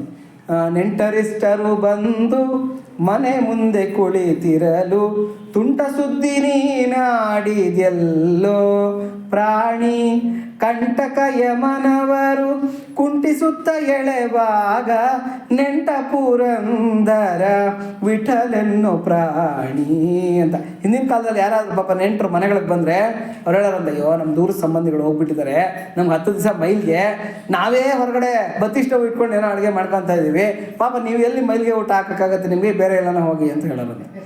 ಇಲ್ಲಾಂದರೆ ಹೆಣ್ಮಕ್ಳು ಇವರೋ ಯಾರಾದರೂ ಮನೆಗಳಿಗೆ ಬಂದರೆ ಆವಾಗ ತಾನೇ ಲಗೇಜ್ ಇಟ್ಕೊಂಡು ಹೊರಟ್ಬಿಡೋದು. ನಾನೆಲ್ಲ ಟೂರ್ ಹೊರಟಿದ್ದೆ, ಅಯ್ಯೋ ಈಗ ಬಂದಮ್ಮ, ಅಯ್ಯೋ ನಾನು ಈಗ ತಾನೇ ಎಲ್ಲ ಹೋಗ್ತಾ ಇದ್ದೀವಿ, ಪ್ರಯಾಣ ಹೊರಟಿದ್ದೀವಿ ಅಂತ ಹೇಳ್ಬಿಟ್ಟದು. ಈ ಥರದ್ದೆಲ್ಲ ತುಂಟು ಸುದ್ದಿಗಳು ಹೇಳೋರಂತೆ. ತಮಾಷೆಗೆ ಹೇಳ್ತಾ ಇದ್ದೀನಿ, ಯಾರು ಬೇಜಾರು ಮಾಡ್ಕೋಬೇಡಿ. ಯಾರೋ ಬಾವ ಅನ್ನೋರು ಬಂದ್ರಂತ ಮನೆಗೆ. బావా నువ్వు రాక మా ఇంటికి వచ్చిండావు, ఎనుకూరులో తినుకొనే వచ్చింటావు. ఎనుకూరులో ఏం చేసింటావు? నువ్వు తినుకొనే వచ్చింటావు. ఉడకన్నం అయ్యేదాకా ఆగలేవు, బస్సు వెళ్ళిపోతుంది. ఏమి సద్దన్నం పెడదాము అంటే పాపం నువ్వు తినలేవు. ముందు ఊర్లో అన్నా భోజనం చేస్తాను అని చేతిలో చేసి ಒಟ್ಟೆಯಿ ಬಾವಾ ಅಂತ ಹೇಳೋದು. ಅಂದ್ರೆ ಏನು ಅಂತಂದ್ರೆ ತಮಾಷೆಗೆ ಹೇಳೋದಿಲ್ಲ. ಏನು ಅಂತಂದ್ರೆ ಈ ತುಂಟ ಸುದ್ದಿ ನೋಡಿ, ಇದೇ ತುಂಟ ಸುದ್ದಿ ಅಂತಂದ್ರೆ, ಬಾವಾ ಬರ್ದೆ ಮನೆಗೆ ಬಂದಿದ್ದೀಯಾ, ಊಟ ಹಾಕೋಣ ಅಂತಂದ್ರೆ ಪಾಪ ನೀನು ಊಟ ಮಾಡ್ದಿರ ಬಂದಿರ್ತೀಯಾ, ಹಿಂದಿನ ಊರಿನಲ್ಲಿ ಊಟ ಮಾಡ್ಕೊಂಡೇ ಬಂದಿರ್ತೀಯ. ಅವಾಗೆಲ್ಲ ಹೋಟ್ಲುಗಳು ಇರಲಿಲ್ಲ, ಪಾಪ ಮನೆಗಳಿಗೆ ಹೋಗಿ ತಿನ್ಬೇಕಾಗಿತ್ತು. ಹೋಲಿ ನಮ್ಮ ಮನೆಗೆ ಬಿಸಿ ಅಡುಗೆ ಮಾಡಾಕೋಣ ಅಂದರೆ ಬಸ್ ಹೊಟ್ಟೋಗುತ್ತೆ, ಪಾಪ ನೀನು ಅಲ್ಲಿವರೆಗೂ ಕಾಯಕ್ಕಾಗೋದಿಲ್ಲ. ಹೋಲಿ ತಂಗಳನ್ನ ಇದೆ ಇಡೋಣ ಅಂತಂದ್ರೆ ಪಾಪ ನಿನಗೆ ತಂಗಳನ್ನ ಇಡೋದಕ್ಕಾಗತ್ತಾ? ಹೋಲಿ ಹೋಗಿದ್ದು ಮುಂದಿನ ಊರಿನಲ್ಲಾದರೂ ಊಟ ಮಾಡೇ ಮಾಡ್ತೀನಿ ಅಂತ ಹೇಳ್ಬಿಟ್ಟು ನನಗೆ ಕೈಯಲ್ಲಿ ಕೈ ಹಾಕಿ ಭಾಷೆ ಕೊಡು ಬಾವಾ, ಯಾಕೆಂದ್ರೆ ಅಲ್ಲಿವರೆಗೂ ನಂಗೆ ನಿದ್ದೆ ಕೂಡ ಬರೋದಿಲ್ಲ ಅಂತ ಹೇಳೋರು. ಇದನ್ನೇ ತುಂಟ ಸುದ್ದಿ ಅಂತ ಹೇಳ್ತಕ್ಕಂಥದ್ದು. ತುಂಟ ಸುದ್ದಿ ನೀನಾಡಿದೆಲ್ಲೋ ಪ್ರಾಣಿ ಅಂತ ಹೇಳ್ಬಿಟ್ಟಂತ. ಹಾಗೆ ಆತಿಥ್ಯ ಕೊಡೋದಕ್ಕೆ ನಾವು ತುಂಟ ಸುದ್ದಿ ಯಾವತ್ತೂ ಕೂಡ ಆಡಬಾರ್ದಂತ. ಆವಾಗ ಏನಾಗುತ್ತೆ ಅಂದರೆ, ಕಂಟಕ ಯಮನವರು ಕುಂಟಿಸುತ್ತಾ ಎಳೆವಾಗ, ಕಡೆಗೆ ಶರೀರ ಬಿಟ್ಟಾಗ ಕಂಟಕ ಯಮನವರು ನಮ್ಮನ್ನು ಕುಂಟಿಸ್ಕೊಂಡು ಎಳ್ಕೊಂಡು ಹೋಗ್ತಾರಂತೆ. ಆವಾಗ ನೆಂಟ ಪುರಂದರ ವಿಠಲನ್ನೋ ಪ್ರಾಣಿ, ಆವಾಗಾದ್ರೂ ಪರಮಾತ್ಮನ ನೆನೆಸ್ಕೋಪ್ಪ, ನನ್ನ ನೆಂಟ ಪರಮಾತ್ಮ ಅಂತ ನೆನೆಸ್ಕೋ ಅಂತ ಪುರಂದರದಾಸರು ಹೇಳ್ತಾರೆ. ಹಾಗಾಗಿ ಹೀಗೆ ಮೈನಾಕನು ವಿನೀತನಾಗಿ ಕೇಳಲು ಕಪಿಶ್ರೇಷ್ಠನಾದ ಹನುಮಂತನು ಯಥೋಚಿತವಾಗಿ ಹೀಗೆ ನುಡಿದನು. ಎಲೈ ಮೈನಾಕನೇ, ನಿನ್ನ ಮಾತುಗಳಿಂದಲೇ ನಾನು ಸಂಪ್ರೀತನಾಗಿದ್ದೇನೆ. ಅಪ್ಪ ನೀನು ಆಡ್ದಲ್ಲ, ನನಗೆ ಆತಿಥ್ಯ ತಗೋ ಅಂತ ಹೇಳ್ದಲ್ಲ, ಇದರಿಂದಲೇ ನನಗೆ ಸಂತೃಪ್ತಿ ಉಂಟಾಗಿದೆ. ನಿನ್ನ ಈ ಸವಿನುಡಿಗಳಿಂದ ನೀನು ಆತಿಥ್ಯವನ್ನು ಮಾಡಿದಂತೆಯೇ ಆಗಿದೆ. ನಾವು ಅದನ್ನು ಸ್ವೀಕಾರ ಮಾಡಿಬಿಟ್ರೆ ಅಲ್ಲಿ ಆತಿಥ್ಯ ಕೊಟ್ಟಂಗೆ ಲೆಕ್ಕ, ಇವರು ತಗೊಂಡಂಗೆ ಲೆಕ್ಕ. ಇವಾಗ ಮನೆಗೆ ಹೋಗ್ತೀವಿ ಅಂತ ಇಟ್ಕೊಳ್ಳಿ, ಯಾರ ಮನೆಗಾದರೂ ಹೋಗ್ತೀವಿ, ಆ ಸಮಯ ಒಂದು ಸ್ವಲ್ಪ ತಿಂಡಿತೀನಿ ಊಟ ಮಾಡಿ ಅಂತ ಹೇಳ್ತೀವಿ. ಅಯ್ಯೋ ನನಗೆ ಈಗ ತಾನೇ ಮಾಡ್ಕೊಂಡ್ಬಂದಿದ್ದೀನಿ, ಬೇಜಾರು ಮಾಡ್ಕೊಬೇಡಿ, ನೀವು ಕೇಳಿದ್ರಲ್ಲ, ಮನಸ್ಸು ತೃಪ್ತಿಯಾಗಿ ಕೇಳಿದ್ರಲ್ಲ ತಿನ್ನಿ ಅಂತ, ನಾನು ತಿಂದಂಗೆ ಅಂದ್ಕೊಳ್ಳಿ, ನೀವು ಕೊಟ್ಟಂಗೆ ಅಂದ್ಕೊಳ್ಳಿ ಅಂತ ಹೇಳ್ತಾರೆ. ಅಲ್ಲಿಗಾದ್ರೆ ಅವ್ರ ಆತಿಥ್ಯ ಕೊಟ್ಟಂಗೆ ಲೆಕ್ಕ, ಇವ್ರು ತಿಂದಂಗೆ ಲೆಕ್ಕ. ಯಾಕೆಂದರೆ ಅವರು ಸಂತೃಪ್ತಿಯಿಂದ ಹೇಳ್ತಾ ಇರ್ತಕ್ಕಂಥ ಮಾತು. ಹಾಗೇನೆ ಇಲ್ಲಿ ಹನುಮಂತ ಹೇಳ್ತಾ ಇದ್ದಾನೆ, ಅಪ್ಪ ನೀನು ಆತಿಥ್ಯ ಕೊಟ್ಟಂಗೆ ಲೆಕ್ಕ, ನಾನು ತೊಗೊಂಡಂಗೆ ಲೆಕ್ಕ. ಹಾಗಾಗಿ ಯೋಚನೆ ಮಾಡಬೇಡ, ನಾನು ಆತಿಥ್ಯ ತೊಗೊಂಡಿದ್ದೀನಿ ಅಂತ ತೀರ್ಮಾನ ಮಾಡ್ಕೋ. ಇಷ್ಟು ಪ್ರಾರ್ಥಿಸಿಕೊಂಡರೂ ಆತಿಥ್ಯವನ್ನು ಸ್ವೀಕರಿಸಲಿಲ್ಲ. ನಿನ್ನ ಈ ಸವಿನುಡುಗಳಿಂದ ನೀನು ಆತಿಥ್ಯವನ್ನು ಮಾಡಿದಂತೆಯೇ ಆಗಿದೆ. ಇಷ್ಟು ಪ್ರಾರ್ಥಿಸಿಕೊಂಡರೂ ಆತಿಥ್ಯವನ್ನು ಸ್ವೀಕರಿಸಲಿಲ್ಲವಲ್ಲ ಎಂಬ ಬೇಸರವನ್ನು ಬಿಟ್ಟು ಬಿಡು, ಅನ್ಯಥಾ ಭಾವಿಸಬೇಡ. ಬೇರೆ ಥರದಲ್ಲಿ ನೀನು ಯೋಚನೆ ಮಾಡಬೇಡಪ್ಪ, ನೀನು ಆರಾಮಾಗಿ ಇದ್ಬಿಡು. ಯಾಕೆಂದರೆ ನೀನು ಆತಿಥ್ಯ ಕೊಟ್ಟಿದ್ದೀಯಾ ಅಂತ ನಾನು ತಿಳ್ಕೊತಾ ಇದ್ದೀನಿ, ನೀನು ಹಾಗೆ ತಿಳ್ಕೊ ಅಂತಕ್ಕಂಥ ಮಾತನ್ನು ಹನುಮಂತ ಹೇಳ್ತಾ ಇದ್ದಾನೆ. ಈಗ ಮುಂದಿನ ಶ್ಲೋಕಗಳನ್ನು ಹೇಳ್ಕೊಳ್ಳೋಣ. ತ್ವರತೆ ಕಾರ್ಯಕಾಲೋ ಮೇ ಯಹಶ್ಚ ವ್ಯತಿವರ್ತತೆ ಪ್ರತಿಜ್ಞಾ ಚ ಮಯಾ ದತ್ತ ನಸ್ತಾತ ವ್ಯಮಿಹಾಂತರೆ ಇತ್ಯುಕ್ತ್ವಾ ಪಾಣಿನಾ ಶೈಲಮಾಲಭ್ಯ ಹರಿಪುಂಗವಃ ಜಗಾಮಾಕಾಶ ಮಾವಿಶ್ಯ ವೀರ್ಯವಾನ್ ಪ್ರಹಸನ್ನಿವ ಸಪರ್ವತ ಸಮುದ್ರಾಭ್ಯಾಂ ಬಹುಮಾನಾದ ವೇಕ್ಷಿತಃ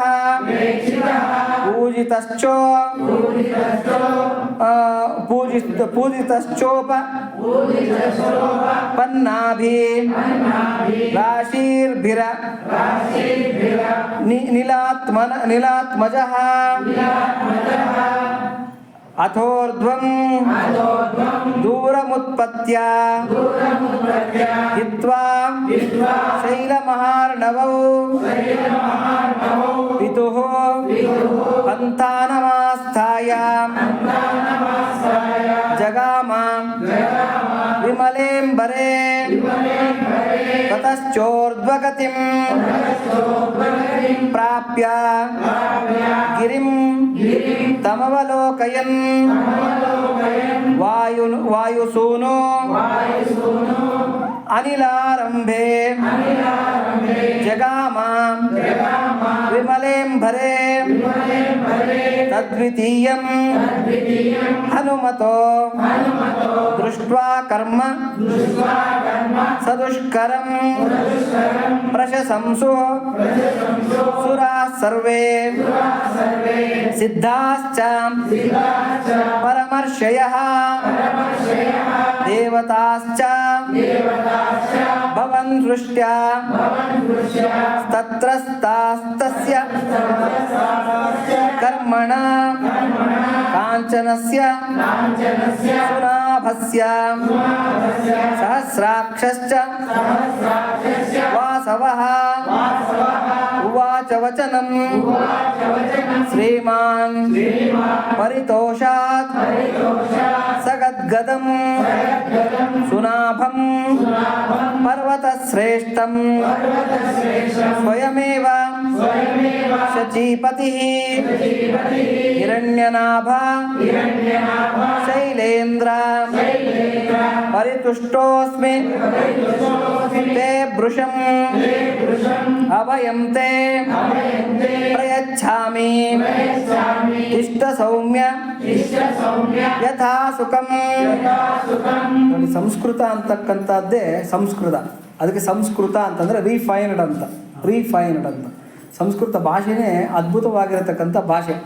ಯಾರು ಸಂಸ್ಕೃತವನ್ನು ಓದ್ತಾ ಹೋಗ್ತಾರೆ ಅವ್ರ ಬ್ರೈನ್ ಸೆಲ್ಸ್ ಎಲ್ಲ ಕೂಡ ರೀಬಿಲ್ಟ್ ಆಗತ್ತಂತೆ. ಮತ್ತೆ ಎಲ್ಲ ರೀಬಿಲ್ಟ್ ಆಗತ್ತಂತೆ, ಜೋಡಿಸಲ್ಪಡುತ್ತಂತೆ ಎಲ್ಲ ಕ್ಲೀನಾಗಿ. ಅದಕ್ಕೆ ಯಾರು ಸಂಸ್ಕೃತ ಹೇಳ್ತಾ ಇರ್ತಾರೆ ಅದನ್ನು ಟಂಗ್ ಟ್ವಿಸ್ಟಿಂಗ್ ಅಂತ ಕರೀತಾರೆ. Tongue twisting.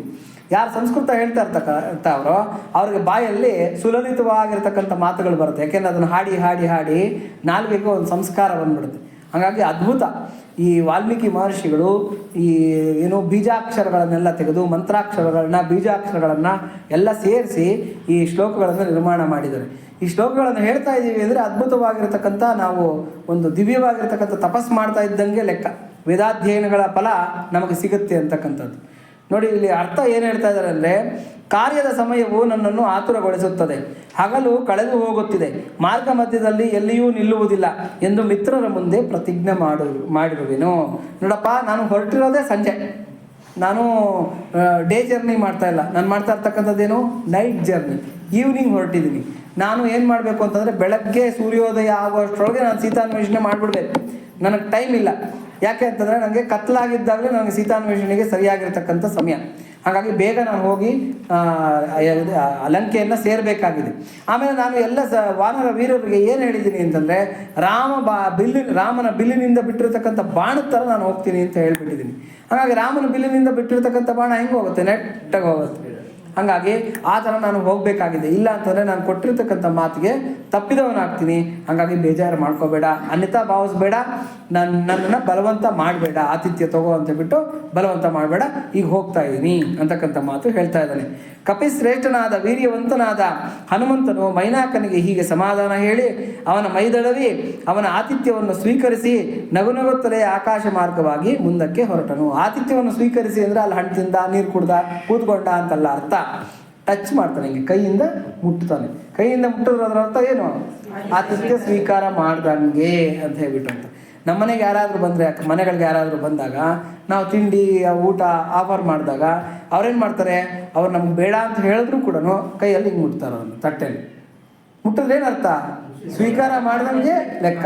ಹಾಗಾಗಿ ಆತಿಥ್ಯನ ಸ್ವೀಕಾರ ಮಾಡ್ದ ಅಂದರೆ ಆ ಮೈನಾಕನ್ನ ಮೈದಡವಿ ಒಂದ್ಸಲಿ ಬಲಗೈಯಲ್ಲಿ ಮುಟ್ಟಿ ಆಮೇಲೆ ಮುಂದಕ್ಕೆ ಹೊರಟಿದ್ದಾನೆ ಕಪಿವೀರನಾಗಿರ್ತಕ್ಕಂಥ ಹನುಮಂತ. ಆಗ ಸಮುದ್ರ ರಾಜನು ಮೈನಾಕನು ವಾಯುಸೂನು ಮಾರುತಿಯನ್ನು ಹೆಚ್ಚಿನ ಆದರ ಅಭಿಮಾನದಿಂದ ವೀಕ್ಷಿಸುತ್ತಿದ್ದರು. ಸೂನು ಅಂದರೆ ಮಗ ಅಂತ, ಮಗು ಅಂತ ಅರ್ಥ. ಸೂನು ಅಂದ್ರೇನು? ಮಗು ಅಂತ ಹೇಳ್ಬಿಟ್ಟು ಅಂತ. ಹಾಗಾಗಿ ವಾಯುವಿನ ಪುತ್ರನಾಗಿರ್ತಕ್ಕಂಥ ಈ ಹನುಮಂತನನ್ನು ಬಿಟ್ಟ ಕಣ್ಣು ಮುಚ್ಚಿದಿರ ಅರಳಿದ ಕಣ್ಣುಗಳಿಂದ ಮೈನಾಕ ಮತ್ತು ಸಮುದ್ರ ರಾಜ ಇಬ್ಬರು ಕೂಡ ಅವನನ್ನೇ ನೋಡ್ತಾ ಇದ್ದಾರಂತೆ. ಎಷ್ಟು ಚೆನ್ನಾಗಿ ಹಾರ್ಕೊಂಡು ಹೋಗ್ತದಾನೆ, ಎಂತಹ ದಕ್ಷತೆ ಹನುಮಂತನದ್ದು. ಅನಪೇಕ್ಷ ಶುಚಿರ್ ದಕ್ಷೋ ಉದಾಸೀನೋ ಗತವ್ಯತಃ ಅಂತ ಹೇಳ್ಬಿಟ್ಟು. ಭಕ್ತರಿಗೆ ಇರ್ತಕ್ಕಂಥ ಇನ್ನೊಂದು ಒಳ್ಳೆಯ ಗುಣ ಏನು ಅಂತಂದರೆ ಅನಪೇಕ್ಷರು.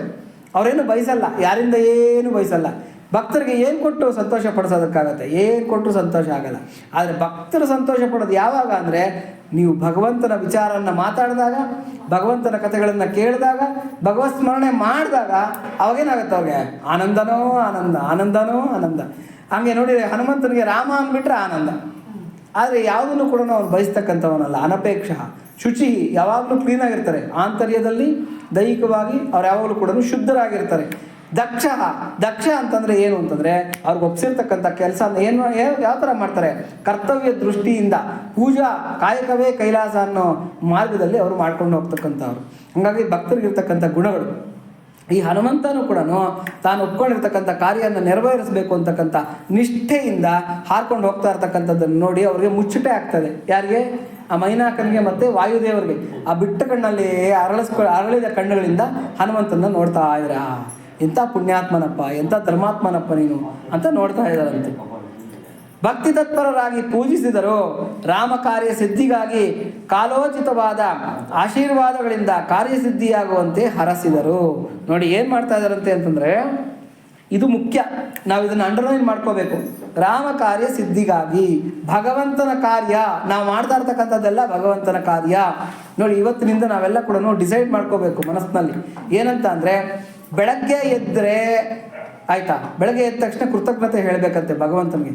ನಾವು ಎಚ್ಚರಗೊಂಡಿದ್ದೀವಿ, ಹಾಸಿಗೆಯಿಂದ ಎದ್ದಿದ್ದೀವಿ ಅಂತಂದರೆ ಏನು ಕಾರ್ಯ ಅದು? ಭಗವಂತನ ಕಾರ್ಯ. ನಮ್ಮ ಸ್ವಾರ್ಥ ಇಲ್ಲ ಅಲ್ಲಿ. ನಾನು ಸ್ವಾರ್ಥಕ್ಕೆ ಎದ್ದೇಳ್ತಾ ಇಲ್ಲ. ಅಪ್ಪ ಭಗವಂತ, ಇವತ್ತು ಸಕೃತ್ ಸೇವಯ ನಿತ್ಯ ಸೇವಾ ಫಲಂ ತ್ವಂ ಪ್ರಯಚ್ಛ ಪ್ರಭೋ ವೆಂಕಟೇಶ. ಯಾವಾಗ ಕೇಳಬೇಕು? ಬೆಳಗ್ಗೆ ಎದ್ದ ತಕ್ಷಣ ಕೇಳಬೇಕು. ಬೆಳಗ್ಗೆ ಎದ್ದ ತಕ್ಷಣ ಸುಪ್ರಭಾತ ಅದು. ಬೆಳಗ್ಗೆ ಎದ್ದ ತಕ್ಷಣ ಕೇಳಬೇಕಾಗಿರ್ತಕ್ಕಂಥದ್ದು, ಅಪ್ಪ ನೀನು ನನಗೇನು ಕೊಡಬೇಡ, ನಂಗೆ ಬೆಳ್ಳಿ ಬೇಡ, ಬಂಗಾರ ಬೇಡ, ಯಾವುದೇ ಸೌಖ್ಯಗಳು ಬೇಡ, ಸಕೃತ್ ಸೇವೆಯ ನಿನ್ನ ಸೇವಾ ಭಾಗ್ಯನ ನನಗೆ ಕೊಟ್ಬಿಡಪ್ಪ. ಪ್ರಯಚ್ಛ ಮತ್ತೆ ಮತ್ತೆ ಕೊಡ್ತಾ ಇರೋ ನನಗೆ ಸೇವಾ ಭಾಗ್ಯನ ಮತ್ತೆ ಮತ್ತೆ ಕೊಡ್ತಾ ಇರೋ ಹೇ ವೆಂಕಟೇಶ. ನೋಡಿ ಸುಪ್ರಭಾತ ಎಷ್ಟು ಚೆನ್ನಾಗಿದೆ. ಹಾಗಾಗಿ ಬೆಳಗ್ಗೆ ಹಾಸಿಗೆಯಿಂದ ಎದ್ದ ತಕ್ಷಣ ಕೇಳಬೇಕಾಗಿರ್ತಕ್ಕಂಥದ್ದೇನು ಅಂದರೆ, ನಿನ್ನ ಕಾರ್ಯ ಹೇ ಪರಮಾತ್ಮ, ನಿನ್ಗೆ ಇಷ್ಟವಾಗಿರ್ತಕ್ಕಂಥ ಕಾರ್ಯ, ನೀನು ನನಗೇನು ಮಾಡಬೇಕು ಅದನ್ನು ಮಾಡಿಸ್ಕೋಬೇಕು. ಎನ್ನಲ್ಲುಂಟು ಬೋಲೆ ಭಾವ ಹೇಳಿ ಮಾಡಿಸಿಕೊಳ್ಳೋ ಸೇವಾ, ಮೊರೆ ಹೊಕ್ಕೆ ಸದ್ಗುರು ರಾಯ ದೂರ ಮಾಡೋ ಮೋಹ ಮಾಯ. ಬೋಲೆ ಭಾವ ಅಂತಂದರೆ ಸಾಧು ಸ್ವಭಾವ. ಹೇ ಪರಮಾತ್ಮ, ನನ್ನಲ್ಲಿ ಸಾಧು ಸ್ವಭಾವ ಇದೆ, ಆದರೆ ಏನು ಮಾಡಬೇಕೋ ಗೊತ್ತಿಲ್ಲ. ನಿನ್ನ ಸೇವೆ ಹೆಂಗೆ ಮಾಡಬೇಕು, ಏನು ಮಾಡಲಿ, ನಾನು ಯಾವ ಥರದಲ್ಲಿ ಸೇವೆ ಮಾಡಲಿ ನಂಗೆ ಗೊತ್ತಾಗ್ತಾ ಇಲ್ಲ. ಹಾಗಾಗಿ ಹೇ ಪರಮಾತ್ಮ, ಹೇಳಿ ಮಾಡಿಸಿಕೊಳ್ಳೋ ಸೇವಾ, ನೀನೇ ಹೇಳಪ್ಪ, ಇಂಥ ಕೆಲಸ ಮಾಡಪ್ಪ, ಇಂಥ ಕೆಲಸ ಮಾಡಪ್ಪ ಅಂತ ಹೇಳ್ಬಿಟ್ಟು ನನಗೆ ಹೇಳಿ ನಿನ್ಗೆ ಏನು ಕೆಲಸ ಬೇಕೋ, ಏನು ಸೇವೆ ಮಾಡಿಸ್ಕೋಬೇಕು ನನ್ನಿಂದ ಮಾಡಿಸ್ಕೋ. ಇದನ್ನು ಯಾವಾಗ ಕೇಳಬೇಕು? ಬೆಳಗ್ಗೆ ಎದ್ದ ತಕ್ಷಣ ಕೇಳಬೇಕು. ಆಮೇಲೆ ಏನು ಮಾಡ್ತೀವಿ? ಶೌಚಾದಿಗಳನ್ನು ಮುಗಿಸಿ ಸ್ನಾನಕ್ಕೆ ಹೋಗ್ತೀವಿ. ಸ್ನಾನ ಮಾಡ್ತಾ ಇರೋದು ಯಾವ ಕಾರ್ಯ? ಭಗವಂತನ ಕಾರ್ಯ ಅಂತ ತಿಳ್ಕೋಬೇಕು. ನಾನೇನೋ ಮೈ ತೊಳ್ಕೊತಾ ಇದ್ದೀನಿ ಅಂತ ತಿಳ್ಕೊಬಾರ್ದು. ಅದಕ್ಕೆ ನಮ್ಮಲ್ಲಿ ಗೋವಿಂದೇತಿ ಸದಾ ಸ್ನಾನಂ ಅಂತ ಹೇಳ್ಬಿಟ್ಟು ಅಂತ ನೋಡಿ, ನಮ್ಮಲ್ಲಿ ಸ್ನಾನ ಅಂತಕ್ಕಂಥ ಅದ್ಭುತವಾಗಿರ್ತಕ್ಕಂಥ ಪದಾರ್ಥ ಇಟ್ಟಿದ್ದಾರೆ. ನಾವು ಮೈ ತೊಳ್ಕೊಳೋದು, ಬಟ್ಟೆ ತೊಳೆಯೋದು, ಪಾತ್ರೆ ತೊಳೆಯೋದು, ಮೈ ತೊಳೆಯೋದು ಹಿಂಗಿಡ್ಲಿಲ್ಲ. ದೊಡ್ಡವ್ರು ಏನು ಮಾಡಿದ್ರು? ಸ್ನಾನ ಅಂತಕ್ಕಂಥ ಹೆಸರನ್ನು ಇಟ್ಟಿದ್ದಾರೆ.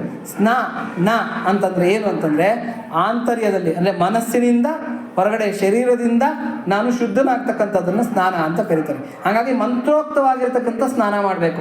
ಒಳಗಡೆ ಹೋಗಿದ್ದೀವಿ, ಬಚ್ಚಲ ಮನೆಯಲ್ಲಿದ್ದೀವಿ, ಸೋಪ್ ಹಾಕ್ತಾ ಇದ್ದೀವಿ, ತಿಕ್ತಾ ಇದ್ದೀವಿ, ಹಿಂಗೆ ತಿಳ್ಕೊಬಾರ್ದು. ಗಂಗಾ ಗಂಗೇತಿ ಯೋ ಬ್ರೂಯಾತ್ ಯೋಜನಾನಾಂ ಶತೈರಪಿ ಮುಚ್ಯತೆ ಸರ್ವ ಪಾಪೇಭ್ಯೋ ವಿಷ್ಣುಲೋಕಂ ಸಗಚ್ಚತಿ.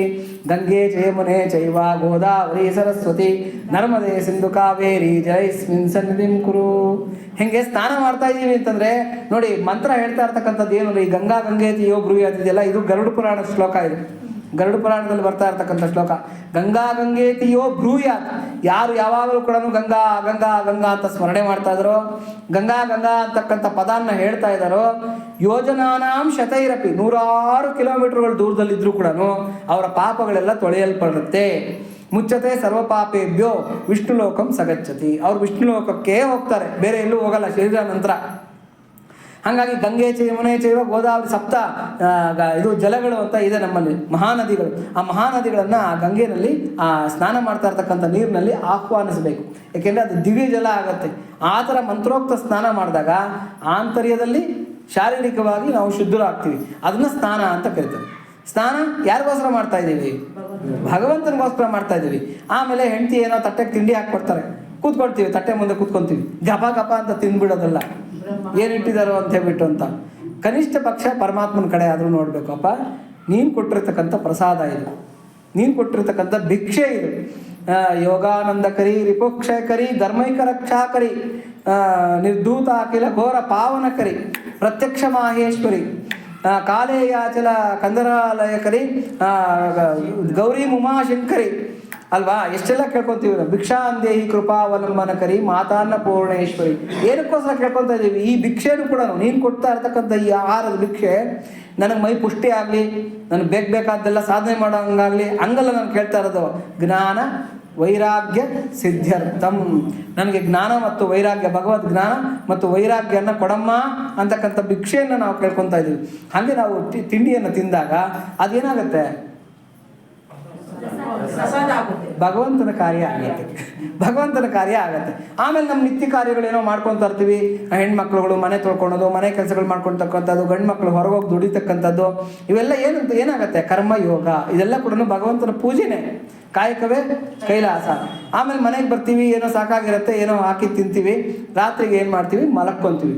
ಮಲಗ್ತಕ್ಕಂಥದ್ದು ಏನು? ನಿದ್ರಾ ಸಮಾಧಿ ಸ್ಥಿತಿ ಅಂತೇಳಿ ಶಂಕರಾಚಾರ್ಯ ಹೇಳ್ತಾ ಇರ್ತಕ್ಕಂಥದ್ದು. ನಿದ್ರಾ ಸಮಾಧಿ ಸ್ಥಿತಿ ಅಂತ ಹೇಳ್ಬಿಟ್ಟಂತ ನೋಡಿ. ಕುಂಬಾರರ ಮನೆಯಲ್ಲಿ ಒಂದು ಚಕ್ರ ಇರುತ್ತೆ, ನೋಡಿದ್ದೀರಾ? ಕುಂಬಾರರ ಮನೆಯಲ್ಲಿ ಅದ್ರ ಮೇಲೆ ಮಡಕೆ ಕುಡಿಕೆ ಎಲ್ಲ ಮಾಡ್ತಾ ಇರ್ತಾರೆ ಚಕ್ರನ.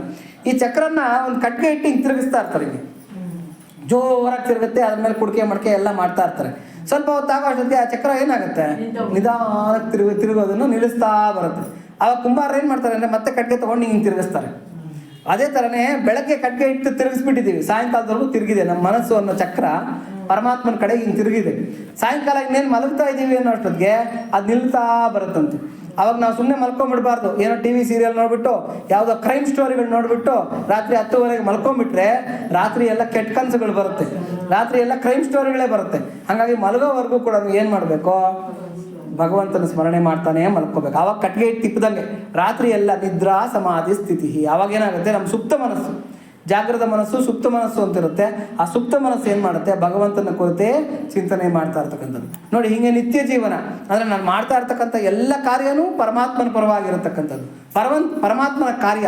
ಆವಾಗ ಏನಾಗುತ್ತೆ? ಸಕೃತ್ ಸೇವಯಾ ನಿತ್ಯ ಸೇವಾ ಫಲಂ ತ್ವಂ ಪ್ರಯಚ್ಛ ಪ್ರಭೋ ವೆಂಕಟೇಶ.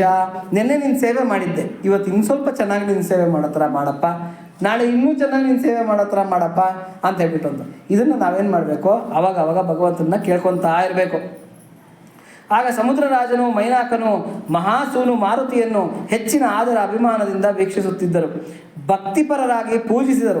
ರಾಮ ಕಾರ್ಯಸಿದ್ಧಿಗಾಗಿ ಕಾಲೋಚಿತವಾದ ಆಶೀರ್ವಾದಗಳಿಂದ ಕಾರ್ಯಸಿದ್ಧಿಯಾಗುವಂತೆ ಹರಿಸಿದರು. ಎಲ್ಲ ರಾಮೋಚಿತವಾಗಿರ್ತಕ್ಕಂಥ ಕಾರ್ಯಗಳು ಅಂದರೆ ಭಗವತ್ ಕಾರ್ಯಗಳು.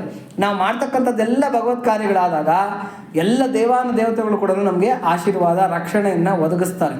ಆಮೇಲೆ ನೋಡಿ, ಈ ಆಶೀರ್ವಾದ ಅಂತಕ್ಕಂಥದ್ದು ತುಂಬ ದೊಡ್ಡದು ಪದ ಇದೆಲ್ಲರಿಗೂ ಸಿಗ್ತಕ್ಕಂಥದ್ದಲ್ಲ. ಹಿಂದಿನಲ್ಲಿ ಒಂದು ಗಾದೆ ಮಾತಿದೆ, ದವಾ ಮಿಲ್ತಾ ಹೇ ದುವಾ ನೈ ಮಿಲ್ತಾ ಅಂತ ಹೇಳ್ಬಿಟ್ಟು. ಮೆಡಿಕಲ್ ಸ್ಟೋರ್ಗೆ ಹೋದರೆ ಮಾತ್ರೆಗಳು ಔಷಧಿಗಳು ಸಿಗುತ್ತಂತೆ. ದವಾ ಮಿಲ್ತಾ ಹೇ ದುವಾ ನೈ ಮಿಲ್ತಾ ಅಂದರೆ ಆಶೀರ್ವಾದ ಅಂತಕ್ಕಂಥದ್ದು ಸುಮ್ಮನೆ ಸಾಮಾನ್ಯವಾಗಿ ಸಿಗ್ತಕ್ಕಂಥದ್ದಲ್ಲ. ಅದನ್ನು ಪಡ್ಕೋಬೇಕು ಅಂತಂದರೆ ತುಂಬ ಭಾಗ್ಯ ಇರಬೇಕು. ಹಾಗಾಗಿ ನಾವು ನಮ್ಮ ಜೀವನದ ಉದ್ದೇಶನೇ ಏನು ಅಂತಂದರೆ ಗುರು ಹಿರಿಯರ ಭಗವದ್ಭಕ್ತರ ಆಶೀರ್ವಾದನ ಪಡ್ಕೊಳೋದೇ ನಮ್ಮ ಜೀವನದ ಗುರಿ ಆಗಿರಬೇಕು. ಅವ್ರ ಆಶೀರ್ವಾದ ಪಡ್ಕೊಳೋದಕ್ಕೆ ನಾವು ಪ್ರಯತ್ನಿಸ್ತಾ ಇರಬೇಕು. ಆಶೀರ್ವಾದ ಬಯಸ್ತಾ ಇದ್ದೀವಿ ಅಂತ ಹೇಳ್ಬಿಟ್ಟು ದುರ್ವಾಸರಿಗೆ ಕಾಲಿಗೆ ಪಾದಪೂಜೆ ಮಾಡಿಬಿಟ್ಟು ಕಾಲಕ್ಕೆ ಬಿದ್ದಂಗೆ ಅವ್ರ ಹತ್ರ ನಾಟಕ ಆಡಬಾರ್ದು, ಭಗವದ್ಭಕ್ತರ ಹತ್ರ ನಾಟಕ ಮಾಡಬಾರ್ದು. ಯಾವಾಗ ಅವ್ರು ಇಷ್ಟಪಡ್ತಾರೆ ಅಂತಂದರೆ, ಯಾವಾಗ ವಿನಯವನ್ನು ತೋರಿಸ್ತಾರೆ, ಯಾವಾಗ ಭಗವದ್ಭಕ್ತಿಯನ್ನು ತೋರಿಸ್ತಾರೆ, ಆವಾಗ ಅವರು ಇಷ್ಟಪಡ್ತಾರೆ. ಮಹತ್ಸಂಗಸ್ತು ದುರ್ಲಭೋಗಮ್ಯೋ ಮೋಗಶ್ಚ ಅಂತ ಒಂದು ಸೂತ್ರ ನಾರದ ಭಕ್ತಿ ಸೂತ್ರದಲ್ಲಿ. ಮಹತ್ಸಂಗಸ್ತು ಭಗವದ್ಭಕ್ತರ ಸಂಘ ದುರ್ಲಭ, ಎಲ್ರಿಗೂ ಸಿಗ್ತಕ್ಕಂಥದ್ದಲ್ಲ. ಒಂದು ವೇಳೆ ಸಿಗ್ತಾ ಯಾರಿಗಾದ್ರೂ ಅಗಮ್ಯ. ಇವ್ರು ಭಗವದ್ಭಕ್ತರು ಅಂತಲೇ ಗೊತ್ತಾಗಲ್ಲ, ಲೌಕಿಕರ ಥರ ಇರ್ತಾರೆ, ಮಾಮೂಲಿ ಜೀವನ ನಡೆಸ್ಕೊಂಡಿರ್ತಾರೆ.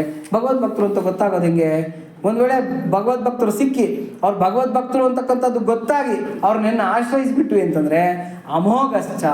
ಮೋಘ ಅಂದರೆ ಫೇಲ್ಯೂರ್, ಮೋಘ ಅಂದರೆ. ಅಮೋಘ ಅಂದರೆ ಫೇಲೇ ಆಗದೆ ಇರತಕ್ಕಂಥದ್ದು. ಹಾಗಾಗಿ ಭಗವದ್ಭಕ್ತರನ್ನು ಸಿಗ್ತಕ್ಕಂಥದ್ದು ದುರ್ಲಭ, ಅವ್ರನ್ನ ಗುರುತಿಸ್ತಕ್ಕಂಥದ್ದು ದುರ್ಲಭ.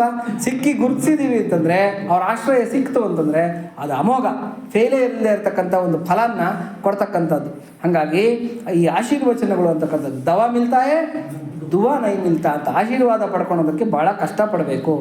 ಬಳಿಕ ಮಾರುತಿಯು ಪರ್ವತ ಸಮುದ್ರ ಇಬ್ಬರಿಂದಲೂ ಬೀಳ್ಕೊಂಡು ಮೇಲ್ಮುಖವಾಗಿ ಬಹಳ ಎತ್ತರಕ್ಕೆ ಹಾರಿ ವಾಯುಮಾರ್ಗವನ್ನು ಸೇರಿ ಆಕಾಶದಲ್ಲಿ ಪ್ರಯಾಣವನ್ನು ಮುಂದುವರಿಸಿದನು. ಮುಂದೆ ಇನ್ನು ಎತ್ತರಕ್ಕೆ ಹಾರಿ ಮೈನಾಕ ಪರ್ವತವನ್ನೇ ವೀಕ್ಷಿಸುತ್ತಾ ಯಾವ ಅವಲಂಬನೆಯೂ ಇಲ್ಲದೆ ನಿರ್ಮಲಾಕಾಶದಲ್ಲಿ ಹಾರಿಕೊಂಡು ಹೋಗುತ್ತಿದ್ದನು. ಯಾವ ಅವಲಂಬನೆಯೂ ಇಲ್ಲ, ಮೇಲೇನು ಹಗ್ಗ ಕಟ್ಟಿಲ್ಲ ಮಾರುತಿಗೆ, ಅಥವಾ ಬೇರೆ ಏನೂ ಇಲ್ಲ, ಯಾವುದು ಮೋಟ್ರ್ ಫಿಕ್ಸ್ ಮಾಡ್ಕೊಂಡಿಲ್ಲ. ನಿರಾಲಂಬನಾಗಿ ವಾಯುವೇಗದಲ್ಲಿ ಆ ವಾಯು ಮಾರ್ಗದಲ್ಲಿ ಆಕಾಶ ಮಾರ್ಗದಲ್ಲಿ ಹಾರಿಕೊಂಡು ಹೋಗ್ತಾ ಇದ್ದಾನೆ. ಹೋಗ್ತಾ ಓರಿಗಣ್ಣನಿಂದ ಆ ಮೈನಾಕನ್ನ ಸಾಗರನ್ನ ನೋಡ್ಕೊಂಡು ಹೋಗ್ತಾ ಇದ್ದಾನೆ. ಅಂದರೆ ಎಷ್ಟು ಒಳ್ಳೆಯವರು ಪಾಪ, ನನ್ನ ಬಗ್ಗೆ ಎಷ್ಟು ಒಳ್ಳೆಯ ಅಭಿಪ್ರಾಯನ ಹೊಂದಿದ್ದಾರೆ ಹಿರಿಯರು ಅಂತ ಹೇಳ್ಬಿಟ್ಟು ಅವ್ರ ಬಗ್ಗೆ ಗೌರವದಿಂದ ಅವ್ರ ಕಡೆಗಣ್ಣನ್ನು ನೋಡ್ತಿದ್ದಾರೆ. ಅದನ್ನು ಕಟಾಕ್ಷ ವೀಕ್ಷಣ ಅಂತ ಕರೀತಾರೆ. ಏನಂತ ಕರೀತಾರೆ? ಕಟಾಕ್ಷ ವೀಕ್ಷಣ ಅಂದರೆ ಕಡೆಗಣ್ಣಿನ ನೋಟ ಅಂತ ಈಗ ನೋಡ್ತಕ್ಕಂಥದ್ದು. ಆ ಕಟಾಕ್ಷ ವೀಕ್ಷಣ ಪರಮಾತ್ಮ ಏನನ್ನ ನಮ್ಮ ವಿಚಾರದಲ್ಲಿ ಮಾಡಿಬಿಟ್ಟ ಅಂತಂದರೆ ಅದನ್ನು ನಾವು ಕೇಳ್ಕೊತಕ್ಕಂಥದ್ದು. ಕಟಾಕ್ಷ ವೀಕ್ಷಣೆಯನ್ನು ಮಾಡಪ್ಪ ಅಂತ. ಅಂದರೆ ನಿನ್ನ ಕಡೆಗಣ್ಣಿನ ನೋಟನ ನಮ್ಮ ಮೇಲೆ ಬೀರಿದ್ರು ಸಾಕು, ನಮ್ಮ ಜೀವನ ಅಂತಕ್ಕಂಥದ್ದು ಧನ್ಯ ಆಗೋಗುತ್ತೆ ಅಂತ ಹೇಳ್ಬಿಟ್ಟು.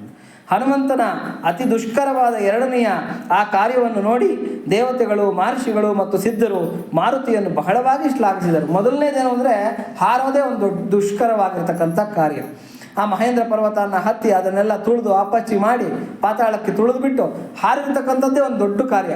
ಅದಲ್ದಿರ ಎರಡನೇ ಕಾರ್ಯ ಆತಿಥ್ಯನ ಸ್ವೀಕಾರ ಮಾಡಿ, ಗೌರವದ ಒಂದು ಆತಿಥ್ಯನ ಸ್ವೀಕಾರ ಮಾಡಿ ಮುಂದೆ ಹೋಗ್ತಾ ಇರ್ತಕ್ಕಂಥದ್ದು ಇನ್ನೂ ಅದ್ಭುತವಾಗಿರ್ತಕ್ಕಂಥ ಕಾರ್ಯ. ಮೊದಲನೆಯ ಕರ್ಮ ಪರ್ವತದ ತುದಿಯಿಂದ ಆಗಸಕ್ಕೆ ಹಾರಿದುದು, ಎರಡನೆಯದು ಮೈನಾಕರನ್ನು ಜಯಿಸಿದುದು. ಆಗಸದಲ್ಲೇ ನಿಂತು ಮೈನಾಕರನ್ನು ಮುಟ್ಟಿ ನೋಡಿ. ಹೆಲಿಕಾಪ್ಟರ್ಗಳು ನಿಲ್ಲುತ್ತೆ, ಏರೋಪ್ಲೇನ್ ನಿಲ್ಲಕ್ಕಾಗಲ್ಲ. ಏರೋಪ್ಲೇನ್ ನಿಲ್ಲುತ್ತಾ ಎಲ್ಲನ್ನ? ಇಲ್ಲ. ಆದರೆ ಹೆಲಿಕಾಪ್ಟರ್ಗಳು ಎಲ್ಲಿ ಬೇಕಾರಲ್ಲಿ ನಿಲ್ಲುತ್ತೆ, ಡ್ರೋನ್ಗಳು ಎಲ್ಲಿ ಬೇಕಾರಂಗೆ ನಿಲ್ಲುತ್ತೆ. ಹಾಗೆ ಪರಮಾತ್ಮ ಯಾರು ಮಾರುತಿ ರಾಯ ಅಲ್ಲಿ ಎಲ್ಲಿ ಬೇಕೋ ಅಲ್ಲಿ ನಿಂತು ಅವರ ಆತಿಥ್ಯನ, ಅವರ ಒಂದು ಪ್ರೀತಿ ವಾತ್ಸಲ್ಯಗಳನ್ನು ಸ್ವೀಕಾರ ಮಾಡಿ ಮುಂದಕ್ಕೆ ಹೋಗ್ತಾ ಇದ್ದಾನೆ. ಅದ್ಭುತ ಕಾರ್ಯ ಅಲ್ವಾ ಇದು? ಎಷ್ಟು ಅದ್ಭುತವಾಗಿರ್ತಕ್ಕಂಥ ಕಾರ್ಯ. ಪರ್ವತದ ಮೇಲೆ ಇಳಿಯದೆ ಪುನಃ ತನ್ನ ವೇಗವನ್ನು ಹೆಚ್ಚಿಸಿಕೊಂಡನು. ಸ್ಪೀಡ್ ಸ್ವಲ್ಪ ಸ್ಲೋ ಮಾಡ್ಕೊಂಡಿದ್ದ, ಆಮೇಲೆ ಏನಾಯ್ತು, ಇವಾಗ ಸ್ಪೀಡನ್ನ ಜಾಸ್ತಿ ಎಕ್ಸಲೇಟರ್ ಕೊಡ್ತಾ ಇದ್ದಾನೆ, ಜೋರಾಗಿ ಹೋಗೋದಕ್ಕೆ ಸ್ಪೀಡನ್ನು ಜಾಸ್ತಿ ಮಾಡ್ತಾ ಇದ್ದಾನೆ. ಇದು ಪಕ್ಷಿಗಳಿಗೂ ಸಾಧ್ಯವಾಗದ ಕಾರ್ಯವನ್ನು ಪಕ್ಷಗಳಿಲ್ಲದವನಾದ ಹನುಮಂತನು ಮಾಡಿದುದು ನಿಜವಾಗಿ ಮಹತ್ ಕಾರ್ಯವೇ ಸರಿ. ಪಕ್ಷ ಅಂತಂದರೆ ರೆಕ್ಕೆಗಳು ಅಂತ. ಪಕ್ಷಿಗಳು ಕೂಡ ಸಾಧ್ಯ ಇಲ್ಲ. ಅಂದರೆ ಗಿಡಗ ಮಾತ್ರ ಮಾಡುತ್ತೆ. ಗಿಡಗ ಗೊತ್ತಾ ನಿಮಗೆ? ಗಿಡಗ ಡೇಗ ಅಂತಾರೆ ಅದನ್ನು. ಅವು ಮಾತ್ರ ಬೇಟೆ ಮಾಡಬೇಕಾದ್ರೆ ಒಂದೇ ಕಡೆ ನಿಂತಿರುತ್ತೆ ಆಕಾಶದಲ್ಲಿ. ಬೇರೆ ಯಾವ ಪಕ್ಷಿಗಳಿಗೂ ಅದು ಸಾಧ್ಯ ಆಗೋದಿಲ್ಲ. ಒಂದೇ ಕಡೆ ನಿಂತು ಕರೆಕ್ಟಾಗಿ ಅದು ಗುರಿ ನೋಡಿ ಟಕ್ ಅಂತ ಹಿಡ್ಕೊಂಡು ಹೊಟ್ಟೋಗ್ಬಿಡುತ್ತೆ. ಅದನ್ನು ಡೇಗ ಅಂತಾರೆ ತೆಲುಗುನಲ್ಲಿ. ಗರುಡ ಅಲ್ಲ ಡೇಗ. ಅದು ಅದಕ್ಕೆ ಮಾತ್ರ ಸಾಧ್ಯ ಆಗ್ತಕ್ಕಂಥದ್ದು. ಆದರೆ ಹನುಮಂತ ಈ ಥರದ ಒಂದು ಕಾರ್ಯ, ಪಕ್ಷಿಗಳಿಗೂ ಸಾಧ್ಯ ಆಗದೆ ಇರತಕ್ಕಂಥ ಕಾರ್ಯವನ್ನು ಹನುಮಂತ ಮಾಡಿ ಮುಂದಕ್ಕೆ ಹೋಗ್ತಾ ಇದ್ದಾನೆ. ಸುವರ್ಣ ನಾಭನಾದ ಮೈನಾಕನು ಸಮುದ್ರದಿಂದ ಮೇಲೆದ್ದು ಹನುಮಂತನನ್ನು ಸತ್ಕರಿಸಲು ಆಹ್ವಾನಿಸಿದ್ದಕ್ಕಾಗಿ ಆ ಪ್ರದೇಶದಲ್ಲಿದ್ದ ದೇವತೆಗಳು ಹಾಗೂ 1000 ಕಣ್ಣುಗಳುಳ್ಳ ದೇವೇಂದ್ರನು ಪರಮ ಸಂತೋಷಗೊಂಡರು. ದೇವೇಂದ್ರಂಗೇನು ಕೋಪ ಬರಲಿಲ್ಲ. ನೀನು ಆವತ್ತು ತಪ್ಪಿಸ್ಕೊಂಡು ಹೋಗಿದ್ದೆ ಮೈನಾಕ, ಇವತ್ತು ಆಚೆಗೆ ಬಂದ್ಬಿಟ್ಟಿದ್ಯಾ, ನಿನ್ನ ರೆಕ್ಕೆಗಳನ್ನು ಕತ್ತರಿಸ್ಬಿಡ್ತೀನಿ ಅಂತಕ್ಕಂಥ ಕೋಪ ಯಾರೋ ಸಹಸ್ರಾಕ್ಷನಾಗಿರ್ತಕ್ಕಂಥ ಇಂದ್ರನಿಗೇನು ಆಗಲಿಲ್ಲ. ಇಂದ್ರನೂ ಖುಷಿ ಪಡ್ತಾ ಇದ್ದಾನೆ. ಅಪ್ಪ ಒಳ್ಳೆ ಕೆಲಸ ಮಾಡಿದ್ದೀಯ. ಹನುಮಂತನಿಗೆ ಏನು ಗೌರವ ಕೊಡಬೇಕಾಗಿತ್ತೋ, ಭಗವದ್ ಭಕ್ತನಿಗೆ ಏನು ಗೌರವ ಕೊಡಬೇಕಾಗಿತ್ತೋ ಅದನ್ನು ನೀನು ಕೊಟ್ಟು ಸಾರ್ಥಕವಾಗಿರ್ತಕ್ಕಂಥ ನಿನ್ನ ಜೀವನವನ್ನು ಸಾರ್ಥಕ ಮಾಡ್ಕೊಂಡಿದ್ಯಾ ಅಂತಕ್ಕಂಥ ಕೃತಜ್ಞತಾ ಭಾವದಿಂದ ದೇವೇಂದ್ರನು ನೋಡ್ತಾ ಇದ್ದಾನೆ. ಧೀಮಂತನಾದ ಶಚೀಪತಿಯು ಅತಿ ಸಂತೋಷದಿಂದ ತಾನಾಗಿ ಗದ್ಗದ ಧ್ವನಿಯಿಂದ ಕಾಂಚನ ಶಿಖರವುಳ್ಳ ಮೈನಾಕನಿಗೆ ಹೀಗೆ ಹೇಳಿದನು. ನೋಡಿ, ಅಂದರೆ ನಾವು ಈ ದ್ವೇಷಿಸೋರ ಹತ್ರ ಹೊಗಳಿಸ್ಕೊಳೋದು ಅನ್ನೋದು ತುಂಬ ದೊಡ್ಡದು. ನಮ್ಮನ್ನು ಯಾರನ್ನ ಕೋಪಗೊಂಡಿದ್ದಾರೆ, ನಮ್ಮ ಬಗ್ಗೆ ಯಾರನ್ನ ಅಸಮಾಧಾನಗೊಂಡಿದ್ದಾರೆ ಅಂತಂದರೆ ಅವ್ರ ಹತ್ರನೂ ಹೊಗಳಿಸ್ಕೊತಾ ಇದ್ದೀವಿ ಅಂತಂದರೆ ಅದಕ್ಕಿಂತ ದೊಡ್ಡ ಭಾಗ್ಯ ಏನೂ ಇಲ್ಲ. ಕೆಲವರೇನು ಅಂತಂದರೆ ಜೀವನದಲ್ಲಿ ಬಡಪೆಟ್ಟಿಗೆ ಯಾರನ್ನು ಹೊಗಳೋರಲ್ಲ. ಅವನೇನು ಮಾಡಿದನು, ಇವನೇನು ಮಾಡಿದನು ಬಿಡು, ಹಿಂಗೆ ಹೇಳ್ತಾ ಇರ್ತಾರೆ ಜೀವನದಲ್ಲಿ. ಅಂಥವ್ರೇನು ಹೊಗಳ್ಬಿಟ್ರು ಅಂದರೆ ಅದಕ್ಕಿಂತ ದೊಡ್ಡದೇನಿದೆ, ದೊಡ್ಡ ಸನ್ಮಾನ ಅಲ್ವಾ? ಅಂಥವ್ರ ಕೈನಲ್ಲಿ ಹೊಗಳಿಸ್ಕೋಬೇಕು. ಹಂಗೆ ಹೊಗಳಿಸ್ಕೋಬೇಕು ಅಂದರೆ ನಮ್ಮ ಜೀವನ ಅಂತಕ್ಕಂಥದ್ದು ಎಷ್ಟು ಉತ್ತುಂಗವಾಗಿರ್ತಕ್ಕಂಥ ಶಿಖರಕ್ಕೆ ಏರಿರಬೇಕು. ಹಾಗಾಗಿ ನಮ್ಮ ಜೀವನದ ಗುರಿ ಮೇಲಕ್ಕಿರಬೇಕು. ಯಾವತ್ತೂ ಕೂಡ ನಾವು ಕೆಳಮಟ್ಟದ ಜೀವನದ ಗುರಿಗಳನ್ನು ಇಟ್ಕೋಬಾರ್ದು. Not failure but low aim is crime ಅಂತ ಹೇಳ್ಬಿಟ್ಟು ಗಾದೆ ಮಾತು. ಯಾವುದರಲ್ಲಿ? ಇಂಗ್ಲೀಷಲ್ಲಿ. ನಾಟ್ ಫೇಲ್ ಆಗ್ತಕ್ಕಂಥದ್ದು ಏನು ಕ್ರೈಮ್ ಅಲ್ವಂತೆ, ಅಂದರೆ ತಪ್ಪಲ್ವಂತೆ. ಫೇಲ್ ಆಗ್ತಕ್ಕಂಥ ನಡೆಯೋ ಕಾಲ ಎಡುವಂತೆ, ಎಲ್ಲರೂ ತಪ್ಪು ಮಾಡ್ತಾರೆ, ಅದೇನು ತಪ್ಪಲ್ವಂತೆ. Low aim is crime. ಸಣ್ಣ ಗುರಿ ಇಟ್ಕೊತೀವಲ್ಲ ಅದೇ ಕ್ರೈಮ್. ದೊಡ್ಡ ಗುರಿ ಇಟ್ಕೋಬೇಕು ಯಾವತ್ತು ಕೂಡ. ಕೊಡ್ತೆ ಏನಿಗೂ ಕುಂಭಸ್ಥಳನ್ನೇ ಕೊಟ್ಟಲ್ಲ. ಅದು ಬಿಟ್ಬಿಟ್ಟು ಯಾವ್ಯಾವುದೋ ಚಿಲ್ಲರೆ ಪಲ್ರೆ ಇದನ್ನೆಲ್ಲ ಮಾಡ್ಕೊಂಡು ಹೋಗ್ತಾ ಹೋಗ್ಬಾರ್ದು. ಮೇಲಿನ ಗುರಿನ ಇಟ್ಕೋಬೇಕು. ಆವಾಗ ಜೀವನದಲ್ಲಿ ಏನನ್ನ ಸಾಧಿಸೋದಕ್ಕೆ ಸಾಧ್ಯ ಆಗುತ್ತೆ. ಕೆಳಮಟ್ಟದ ಗುರಿ ನಮಗಿರಬಾರ್ದು. ಹಿರಣ್ಯನಾಭನೇ, ಶೈಲಶ್ರೇಷ್ಠನೇ, ನಿನ್ನ ಈ ಕಾರ್ಯದಿಂದ ನಾನು ಹೆಚ್ಚು ಪ್ರೀತನಾಗಿದ್ದೇನೆ. ಯಾರು ಹೇಳ್ತಾ ಇರ್ತಕ್ಕಂಥ ಮಾತಿದು? ದೇವೇಂದ್ರ ಹೇಳ್ತಾ ಇರ್ತಕ್ಕಂಥ ಮಾತು. ಹೇ ಹಿರಣ್ಯನಾಭನೇ, ಶೈಲಶ್ರೇಷ್ಠನೇ, ನಿನ್ನ ಈ ಕಾರ್ಯದಿಂದ ನಾನು ಹೆಚ್ಚು ಸಂಪ್ರೀತನಾಗಿದ್ದೇನೆ. ನಿನಗೆ ಅಭಯವನ್ನು ಇತ್ತಿರುವೆನೋ. ನಿನ್ನ ರೆಕ್ಕೆ ಕಟ್ ಮಾಡಲ್ಲಪ್ಪ, ನಿನ್ನ ತಟ್ಟೆಗೆ ನಾನು ಬರಲ್ಲ.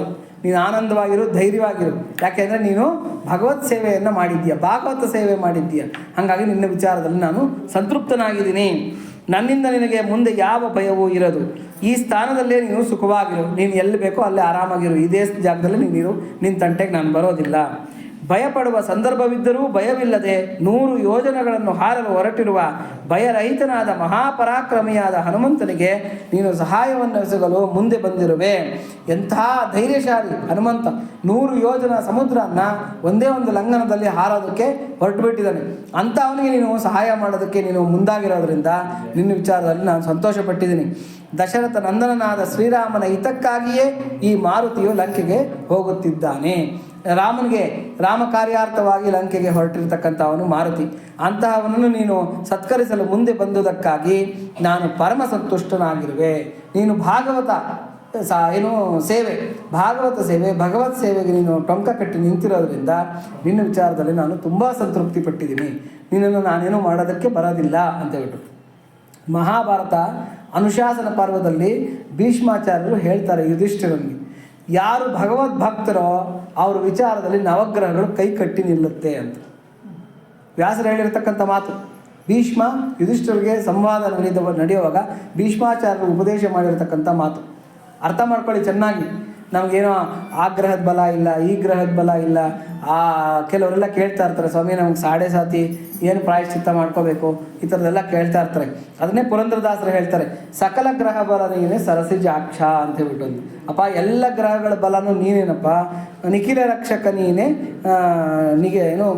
ನೀಲಲೋಹಿತನೇ ಅಂತ ಏನೋ ಬರುತ್ತದು. ಅಂದರೆ ಸಕಲ ಗ್ರಹ ಬಲ ನೀನೇ ಸರಸಿಜಾಕ್ಷ, ಎಲ್ಲ ಗ್ರಹಗಳ ಬಲ ನೀನೇನಪ್ಪ ಅಂತ ಹೇಳ್ಬಿಟ್ಟು ಅಂತ. ಬಲವು ಎನ್ನ ಬಲವಲ್ಲದೆ, ಬಲವು ನಿನ್ನ ಬಲವಲ್ಲದೆ ಮಿಕ್ಕ ಬಲಗಳುಂಟೆ ಬಣಗು ಗ್ರಹಗಳಿಂದ ಅಂತ ಹೇಳ್ಬಿಟ್ಟು. ನವಗ್ರಹಗಳಿಗೆಲ್ಲಪ್ಪ ಸ್ವತಂತ್ರ ಇದೆ, ನೀನೇ ಎಲ್ಲದಕ್ಕೂ ಯಜಮಾನ. ನೀವು ಬೇಕಾದ್ರೆ ನವಗ್ರಹಗಳಿರೋ ಕಡೆಗೆ ಹೋಗಿ ನೋಡ್ರಿ, ಆ ನವಗ್ರಹಗಳ ಹತ್ರ ಗಣಪತಿನ ಇಟ್ಟಿರ್ತಾರೆ. ನೋಡಿದ್ದೀರಾ? ಏನಕ್ಕೆ ಇಡ್ತಾರೆ? ಬ್ರಹ್ಮಾಂಡ ನಾಯಕ ಅಂತ. ಬ್ರಹ್ಮಾಂಡ ನಾಯಕ ಅಂದರೆ ಗ್ರಹಾಧಿಪತಿ ಬ್ರಹ್ಮಾಂಡ ನಾಯಕ ಅಂತ ಆತನ ಇಟ್ಟಿರ್ತಾರೆ. ಅಂದರೆ ಅದರ ಅರ್ಥ ಏನು ಅಂದರೆ ನವಗ್ರಹಗಳೇ ಫೈನಲ್ ಅಲ್ಲ, ನವಗ್ರಹಗಳೇ ಅಲ್ಟಿಮೇಟ್ ಅಲ್ಲ, ಅವನನ್ನು ಮೀರಿದ ಇನ್ನೊಂದು ಈಶ್ವರೀಯ ಶಕ್ತಿ ಅಲ್ಲಿದೆ ಅಂತ ತೋರಿಸೋದಕ್ಕೆ ಇಲ್ಲ ಹನುಮಂತನ ಇಟ್ಟಿರ್ತಾರೆ, ಇಲ್ಲ ಗಣಪತಿನ ಇಟ್ಟಿರ್ತಾರೆ. ಎಲ್ಲಿ? ಆ ನವಗ್ರಹಗಳಿರ್ತಕ್ಕಂಥ ಜಾಗದಲ್ಲಿ. ಗಣಪತಿನೇ ಸಾಮಾನ್ಯಕ್ಕೆ ಇಡೋದು, ಗ್ರಹಾಧಿಪತಿ ಅಂತ, ಏನೋ ಬ್ರಹ್ಮಾಂಡಾಧಿಪತಿ ಅಂತ ಹೇಳ್ಬಿಟ್ಟು ಅಂತ. ಹಾಗಾಗಿ ಅದರ ಅರ್ಥ ಏನು ಅಂತಂದರೆ, ಆ ಮೋಕ್ಷ ಧರ್ಮದ ಪ್ರಕಾರ, ಮಹಾಭಾರತ ಅನುಶಾಸನದ ಒಂದು ಇದರ ಪ್ರಕಾರ, ವ್ಯಾಸರು ಹೇಳಿರ್ತಕ್ಕಂಥದ್ರ ಪ್ರಕಾರ ಏನು ಅಂದರೆ, ಯಾರು ಭಗವದ್ಭಕ್ತಿನೇ ತಮ್ಮ ಗುರಿಯನ್ನಾಗಿ ಮಾಡ್ಕೊಂಡಿದ್ದಾರೋ, ಭಗವಂತನನ್ನೇ ಸದಾಕಾಲ ಸ್ಮರಿಸ್ತಾ ಇದ್ದಾರೋ, ಭಗವಂತನನ್ನೇ ಸದಾಕಾಲ ಆರಾಧಿಸ್ತಾ ಇದ್ದಾರೋ, ಅವ್ರ ವಿಚಾರದಲ್ಲಿ ನವಗ್ರಹಗಳೇನು ಮಾಡುತ್ತೆ? ಕೈ ಕಟ್ಟಿ ತಲೆ ಬಗ್ಗಿಸಿ ನಿಲ್ಲುತ್ತೆ ಅವ್ರ ಮುಂದೆ. ಅಂದರೆ ಅವ್ರ ವಿಚಾರದಲ್ಲಿ ಬಹಳ ಗೌರವದಿಂದ ನಡ್ಕೊಳುತ್ತೆ. ಅವ್ರ ವಿಚಾರದಕ್ಕೆ ಅವ್ರ ತಂಟೆಗೆ ಯಾವತ್ತೂ ಕೂಡ ನವಗ್ರಹಗಳು ಬರೋದಿಲ್ಲ. ನವಗ್ರಹಗಳೇ ಬರಲ್ಲ ಅಂತಂದಮೇಲೆ ಇನ್ನು ಬೇರೆ ಗ್ರಹಗಳನ್ನ ಬರುತ್ತಾ? ಇಲ್ಲ. ಭೂತ ಪಿಶಾಚ ನಿಕಟ ನಹಿ ಆವೆ. ಅಪ್ಪ ಮಹಾವೀರ ಜಬ್ಬು ನಾಮುಸುನಾವೆ. ಯಾರು ನಿನ್ನ ಹೆಸರನ್ನು ಕೇಳ್ತಾ ಇದ್ದಾರೆ, ಹೇಳ್ತಾ ಇದ್ದಾರೆ, ಭೂತ ಪಿಶಾಚ ನಿಕಟ ನಹಿ ಆವೆ. ಆ ಭಯ ಕೂಡ ಇಲ್ಲ, ಯಾವ ಭಯನೂ ಕೂಡ ಇಲ್ಲ. ಅದೃಷ್ಟ ಕೈ ಕೊಡುತ್ತೆ ಅಂತಕ್ಕಂಥ ಭಯ ಇಲ್ಲ. ಯಾವತ್ತೂ ಕೂಡ ನವಗ್ರಹಗಳು ತಂಟೆ ಮಾಡುತ್ತೆ ಅಂತಕ್ಕಂಥ ಭಯ ಇಲ್ಲ. ಭೂತ ಪ್ರೇತ ಪಿಶಾಚಿಗಳ ಭಯ ಇಲ್ಲ. ಯಾರಿಗೆ? ಭಗವದ್ಭಕ್ತಿ ಮಾಡ್ತಕ್ಕಂಥವ್ರಿಗೆ. ಹಾಗಾಗಿ ಭಗವದ್ಭಕ್ತಿನೇ ನಮ್ಮ ಗುರಿಯನ್ನಾಗಿ ಮಾಡಿಕೊಂಡು ನಮ್ಮ ಕೆಲಸನ ನಾವು ಮಾಡ್ಕೊತ ಹೋಗ್ಬೇಕು. ತಲೆ ಕೆಡ್ಕೊಳಕ್ಕೆ ಹೋಗ್ಬಾರ್ದು. ಯಾವುದು ಇದು ಹಂಗೆ ಹಿಂಗೆ ಅಂತ ತಲೆ ಕೆಡ್ಕೊಳಕ್ಕೆ ಹೋಗಬಾರ್ದು ಅಂತಕ್ಕಂಥದ್ದು ಇಲ್ಲಿನ ನೀತಿ. ಇವತ್ತಿಗೆ ಈ ಪ್ರವಚನವನ್ನು ಮುಗಿಸ್ಕೊಳ್ಳೋಣ. ಮುಂದಿನ ಪ್ರವಚನ ಮುಂದಿನ ಭಾನುವಾರ ನಾವು ಹೇಳ್ಕೊಳ್ಳೋಣ. ಇವತ್ತಿಗೆ ಎಷ್ಟು ಶ್ಲೋಕಗಳಾಯಿತು ಅಂತಂದರೆ 139ನೇ ಶ್ಲೋಕದವರೆಗೂ ಕೂಡ ಆಯಿತು. 139 14ನೇ ಪೇಜು ಕೊನೆಯವರೆಗೂ ಕೂಡ ಆಗಿದೆ. ಇನ್ನು 140ನೇ ಶ್ಲೋಕದಿಂದ ನಾವು ಮುಂದಕ್ಕೆ ಅಧ್ಯಯನ ಮಾಡ್ಕೋಬೇಕಾಗಿದೆ. ಇನ್ಮೇಲಿಂದ ಇದೇ ಪುಸ್ತಕವನ್ನೇ ನಾವು ಮಾನ್ಯ ಮಾಡ್ಕೊಂಡ್ಬಿಡೋಣ. ಇದ್ರ ಪ್ರಕಾರನೇ ಹೇಳ್ಕೊತ ಹೋಗೋಣ. ಇಲ್ಲಿಗೆ ನಾವು ಇವತ್ತಿನ ಪ್ರವಚನವನ್ನು ಮುಗಿಸೋಣ. ಎಲ್ಲರೂ ಜೋರಾಗಿ ಹೇಳೋಣ. ಪ್ರಿಯತಾಂ ಪುಂಡರೀಕಾಕ್ಷಃ ಸರ್ವಯಜ್ಞೇಶ್ವರೋ ಹರಿಃ ತಸ್ಮಿನ್ ತುಷ್ಟೇ ಜಗತ್ತುಷ್ಟಂ ಪ್ರೀಣಿತೆ ಪ್ರೀಣಿತಂ ಜಗತ ಹರಿ ಓಂ ತತ್ಸತ್. ಶ್ರೀಕೃಷ್ಣಾರ್ಪಣಮಸ್ತು.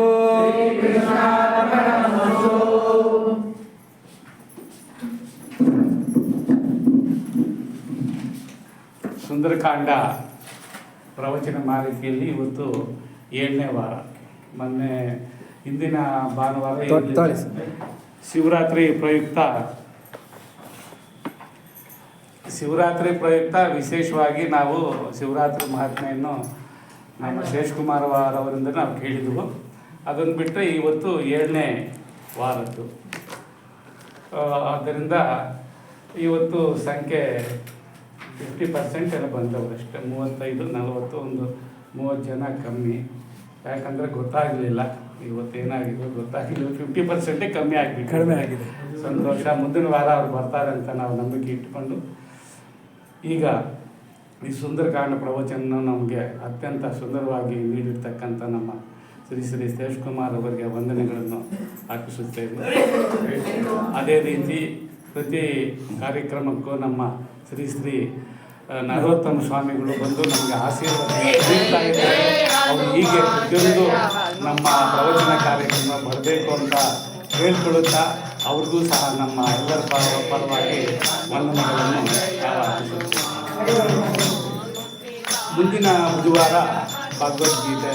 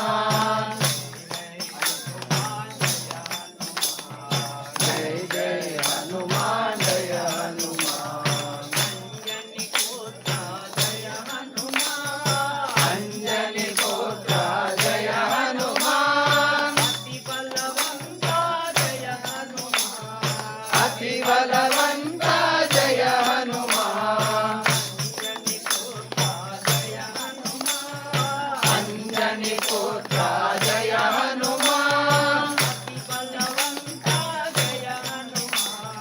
ಅತಿ ಬಲವಂತ ಜಯ ಹನುಮಾನ್ ಶ್ರೀರಾಮದೂತ ಜಯ ಹನುಮಾನ್ ಶ್ರೀರಾಮ ಭಕ್ತ ಜಯ ಹನುಮಾನ್ ಶ್ರೀರಾಮದೂತ ಜಯ ಹನುಮಾನ್ ಶ್ರೀರಾಮ ಭಕ್ತ ಜಯ ಹನುಮಾನ್ ಜಯ ಜಯ ಹನುಮಾನ್ ಜಯ ಹನುಮಾನ್ ಜಯ ಜಯ ಹನುಮಾನ್ ಜಯ ಹನುಮಾನ್ ಜಯ ಜಯ ಹನುಮಾನ್ ಜಯ ಹನುಮಾನ್ ಮಾರುತಿ ರಾಯ ಜಯ ಹನುಮಾನ್ ಮಹಾನುಭಾವ ಜಯ ಹನುಮಾನ್ ವಾಯುಕುಮಾರ ಜಯ ಹನುಮಾನ್ ವಾನರ ವೀರ ಜಯ ಹನುಮಾನ್ ಜಯ ಜಯ